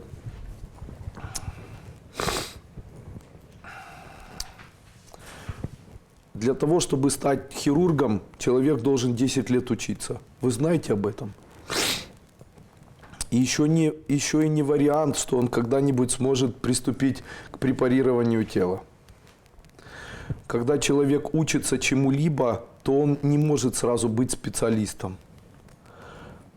Когда человек, а если я, допустим, не хирург, но мне придется препарировать этого человека, то первые операции, скорее всего, я сделаю нелепо. Да? И, скорее всего, возможно, даже человеку, которому я их буду делать, не понравится. Наверное, если выживет. К чему я это все говорю? Когда человек говорит, что я модная, я все знаю, я буду заниматься сетевым бизнесом, она, такая женщина или мужчина, должны себе задать вопрос, насколько вы являетесь ярким специалистом в области продвижения такого бизнеса, какие курсы вы заканчивали, а это один из самых сложных видов бизнеса. Я понимаю, успешный страховой агент ушел из страховой компании и занимается сетевым бизнесом. ММСшник, CLM-щик какой-нибудь, МРСМщик, они вот, допустим, умело продвигают группы, собирают большую конъюнктуру, не конъюнктуру, а большую аудиторию, там очень яркий канал какой-то, ну вот как я, допустим, провожу семинары, и у меня собирается там по 11-12 тысяч человек. После того, когда я это делаю, то я же это сделал, то есть мне нужно было либо найти специалистов, либо нужно было создать самому этот канал. То есть я должен был быть специалистом в области создания канала, продвижения на рынке, там, то есть быть специалистом в Ютубе, наверное, ВКонтакте, создать группы, как-то таргетировать этих людей, как-то их искать и так далее. Ну правильно, да? Я бы мог это сделать, если бы я не знал, как это делается. Нет, не смог бы. Я не могу никого подписать. А с чего вы решили, что не умея этого делать раньше, вы сможете это сделать сейчас? С какой вдруг стати? Я не умела ничего делать, работала там охранницей, да, или работала токарем, а теперь я перешла и буду заниматься одним из самых сложных бизнесов, это подписание людей в сетевой бизнес. Гомерически улыбаюсь, вообще смеюсь. Когда вы умрете, а это со всеми когда-нибудь произойдет, то вы, скорее всего, увидите, будет памятник такой, на нем будет унитаз изображен, и там будут написаны большие слова. Не надо было так мучиться. Там будет написано золотыми буквами, не надо было так мучиться. Почему? Потому что если ты не умеешь, то мучиться не надо. Понимаете? И если у тебя не получается, то лучше не тужиться. Понимаете? Точно так же у людей. Не получается, не тужься, ты не умеешь это делать. Человек говорит, вот у меня не получается, не умеешь это делать. А как же научиться? А кто же меня научит? Почему человек решил, что кто-то его должен обучать? То есть ко мне человек устраивается на работу, вот ко мне человек пришел и говорит, Андрей Андреевич, здрасте, я хочу с вами работать, я вас слушаю. Андрей Андреевич, у меня есть опыт собирания людей. Куда? Опыт, я работал там с Андреем Аделаджи, я могу людей собрать, стадионы и так далее. Отлично, как вы это сделаете? А это не я сделаю, это вы. То есть теперь вы будете работать на меня. Ой, это еще что такое? Я говорю, иди отсюда, ты сумасшедший человек вообще. Иди отсюда, ты мне будешь давать задания, что я должен делать. Я понял, отлично. А с чего ты решил, что я не умею? Вообще, какая твоя польза в этом всем? Человек сидит, говорит, ну давайте уже что-то делать. Я говорю, давайте, научите меня. То есть ты считаешь, что я должен тебя взять с первого дня, научить тебя, бесплатно дать тебе образование, дать тебе хорошую ставку и после этого еще и давать тебе... Ну что с людьми произошло, я не могу понять. То есть люди хотят устроиться на работу бесплатно, получить что-то, при этом ничего не уметь и ждать, что их кто-то бесплатно научит. Что с вами? Такое не бывает вообще. Это уже не тот мир Советского Союза, где партия несла ответственность за ее рабов, хотел сказать, сотрудников. Да. Сейчас уже не специалисты выявляются сразу. Не умеешь что-то делать, или, как говорил мой отец-тракторист, он когда-то мне сказал такие слова, я был маленький и говорит, вот не поступишь никуда и будешь. Я говорю, как кто я буду? Он говорит, будешь как таксист. Почему? Потому что он считал, что таксист и проститутка слова синонимы. Почему? Потому что что тот ничего не научился делать, что тот ничего не научился делать, понимаете? И приходится теперь таким стыдным образом зарабатывать деньги. Почему? Ну, это уже не ко мне вопрос, понимаете? У человека всегда есть шанс, тем более в эту эпоху, научиться что-то делать. Купили тонну муки, сняли небольшой сарай, поставили туда вермишели, обрабатывающие там компоненты, там тестомес, сушильную печь, упаковщик, и после этого вот эту фильеру, через которую это все идет. Сами туда пришли и сравнили разницу. Килограмм вермишели всегда дороже во много раз, чем килограмм муки. Да? Чего никому не приходит в голову? Это же так легко. Это же легко сделать. Дома хлеб можно спечь, да, а сладкий, да, а куда продать? Мало рынков. Сделали аджику, закатали в банки, вынесли на стихийный рынок, стали в субботу-воскресенье, продали. Есть специи иностранные, закупили на Алибабе, привезли сюда, сделали сайт, по чуть-чуть продавайте. Есть астеофитиды, синильные специи и так далее, которых вообще не видят. Слушайте, так много всего есть. Так, я поражаюсь, как люди могут быть такими аморфными, ничего не хотеть, ничего не предпринимать, ничего не делать. Курс обучения маникюру стоит сейчас, на сегодняшний день, аж целых $80 у Валентины Старенко. Приезжайте в Киев, она вас учит, как делать пайпы, стилет, а также, что такое французский маникюр, рассказывает, на каком оборудовании работать, и после этого вы устраиваетесь работать. Как? Пишите в интернете: девочки, кто из Оболонского массива, пишите мне, потому что я делаю вот такие ногти. После этого звонят, едете и точите. Все, сильно сложно. Массаж сложно научиться делать? Нет. Скажите, вообще, смазать воском и отодрать волосы от женщины несложно? Нет. Ну так а что вы еще это не делаете? Почему вы решили, что вы можете быть прямо яркими специалистами в сетевом бизнесе, яркими специалистами в продвижении интернете? Там, с чего вы вдруг решили вообще? У меня не получается, дайте знак. Даю. На лоб звездочку зеленкой. Серьезно, это будет привлекать внимание. Не будете никого, сразу будут понимать, сумасшедшая, все в порядке.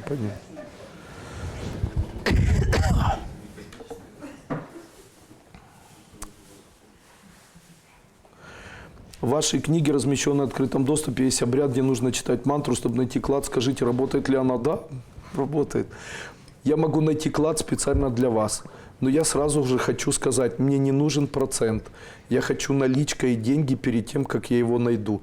То есть я прихожу, вы даете мне эту сумму денег, которую я скажу, потом выкапываете, что вы не найдете, меня уже не касается, и я ухожу. Я обещаю, что найду, клянусь. Но я просто обещаю. То есть человек говорит, у меня тут клад. Я приезжаю, говорю, это будет стоить $5000. Человек отдает мне $5000, после этого роет, я обещаю, если он там есть, он его найдет. Я обещаю его найти. Вот куда он его будет продавать, что это такое, нужно или не нужно, там будет какие-то гвозди старинные, там, знаете, или какие-то черепа там с золотыми зубами, это мне не интересует. Я хочу деньги вперед. То есть вот у меня мужчина такой, да, он говорит, вот в моем доме клад. Я ему говорю, у тебя там клада нет. Но есть плиты, которые, если достать, можно задорого продать. Музеи, которые находятся в Америке. Если плиты, мне плиты не нужны, я хочу клад. Что в твоем понимании? Бриллианты, наверное, золото. Так там нету этого. Он говорит, ну да. Тогда же были золото, железо, тогда были монеты. Так, как таковой клад найти невозможно. Если клад, там, драгоценности и так далее. У меня был мужчина, 2 или 3 часа ехать куда-то, чтобы мы нашли там 4 ржавых монеты каких-то там и какой-то там на железяке куски серебра выгнившим напечатанные какие-то иероглифы. Я говорю, ради чего это все было? Но точно я знаю здесь, но мы же нашли, где ты точно знал. Но тебе хотелось поиграться, а я время потратил, гони деньги. Понимаете? И он так разочаровался. Почему? Потому что наше сознание рисует, скорее всего, не то, что является действительностью. Я знаю место, где есть танк, который лежит под водой. Самый настоящий, с немцами в середине. У Георгия Сытина, где он учит настроям, что я здоровый, крепкий и в настоящем времени. А вы говорите, что я буду скоро здоровый, крепкий. У него методика работает, не работает. Есть люди, которые достигли результатов, не достигли. Так что-то говорить, я скоро буду здоров или я здоров, разницы, ну, то это работает. Не работает, нет таких людей. Это ложь, она приведет к депрессии. Нет, и я не верю. Вообще не верю и никогда не поверю. Почему? Я болел заболеванием, и каждый день 2 часа утром, 2 часа в обед и 3 часа ночью я говорил себе, я умен, я богат, я красив, я здоров, у меня нигде ничего не болит. У вас болит зуб? И вы сядьте и закройте глаза и скажите, у меня не болит зуб, он у меня здоров, он у меня здоров. И конец будет вашему зубу, вообще свихнетесь. А если вы скажете, скоро его вылечу, то тогда, скорее всего, утром какая-то сила заставит вас пойти полечить, а не бояться. Вот как это работает. Все эти аффирмации до одного места. А те люди, которые говорят о том, что у них, включая вот этого сытника, я не знаю, как вы его там назвали, все лгуны. Лгуны. И те люди, которые рядом, тоже лжецы. Также я могу, конечно, один я умный, знаете. Конечно же, могу сказать, что те люди, которые, допустим, в секте какой-то находятся, я когда-то был у Сандея Деладжи, и он там прыгал, кричал, там, все, мы сейчас выздоровеем, мы сейчас выздоровеем, мы сейчас выздоровеем, то один из моих знакомых начал кричать, все, у меня рассосалось. А потом я у него спрашивал, ну что, у тебя рассосалось? Он говорит, нет, конечно, мне заплатили, чтобы я это кричал. Я говорю, ну я тебя поздравляю. Он говорит, так это нормальный бизнес. Хочешь, я тебя сведу, будешь тоже орать, что у тебя рассосалось, и все будет. Я говорю, ну это ж как-то не сильно хорошо. Ну зато хорошо и прибыльно, мой друг. Почему? Там есть индукторы, то есть это люди, которые создают общество. Прыгуны их по-другому называют. Их там целая бригада. У них есть сотник, тысячник. И они вот байками, знаете, байками. Ой, вот я знаю Лену, у нее там в груди был узел, гной вот так вот брызгал в разные стороны. И она лило, и Господь как на нее там напал, ее там потрусило, и все. У нее все выгнило, и потом даже рубца не осталось. Почему-то напоминает Гурченко, которая в свое время говорила, есть такие люди, хиллеры называются, и говорит, моя знакомая поехала к этим хиллерам, и значит там такая страшная баба выходит такая, и говорит ей, руками хрясь живот вот так вот раскрыла, достала кишки, раз вот так вот рукой, половину в ведро, да, половину обратно в нее всунула, поводила рукой, и все, и зажило.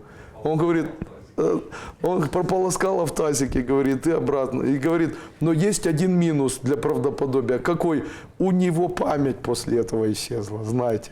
То есть на это все смотришь, и это вот древний век, средневековье, знаете. После этого, конечно же, покупаются люди. Почему? Мы люди постсоветского пространства, мы доверчивые. Нас легко еще пока обмануть. У нас женщины были готовы спать без денег, понимаете? То есть это мы жили в такие времена, когда стога огромные слились в окопы длинные, не грела телогреечка, знаете. Тогда все за идею и жили, и спали, и существовали. Сейчас такого нет. Сейчас дети хотят жить красиво. Сейчас, да, все хотят жить грамотно. И это не печальная история жизни, она неплохая. Все, уже уходим. А это я, наверное, сижу на этой штучке.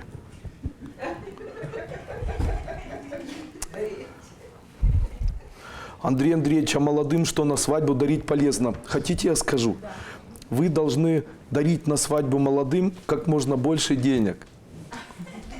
Что дарить полезно? Могу вам сказать, как человек, который в свое время делал свадьбу. Самые приятные подарки – 100-долларовые купюры, особенно если их много. Вот я вам могу сказать, это самый лучший подарок. Не постельное, никакие не рюмки, не даже золото. Просто эквивалент золотых купюр. Просто эквивалент долларовых купюр. Вот доллар. Приезжайте к нам на свадьбу, у нас хорошая будет свадьба. Не делайте подарков никаких. Несите подарки в конвертах зеленых. Понятно? Зеленых. Отдаем предпочтение в конвертах, в который будет изображен президент Америки. Все остальные не так хорошо, конечно, но тоже пойдет, если много. Дочери предложили повышение идти. Зеленый экран к деньгам, наверное, помехи. У нас дочке 9 лет, тяжело общаться со сверстниками. В школе всегда очень напряженно. Все гении были всегда одиночками. Путь человека, который должен стать кем-то особенным, это путь эксклюзивно одинокого человека. Поверьте мне, это путь один и тот же. Ничего с этим сделать нельзя. Вас обижали в школе? Супер. Вас недопонимали в институте, это отлично. У вас хороший опыт был, и вас недопонимали сотрудники, супер. Еще чуть-чуть, и вы будете Рокфеллером. Его вообще никто никогда не понимал.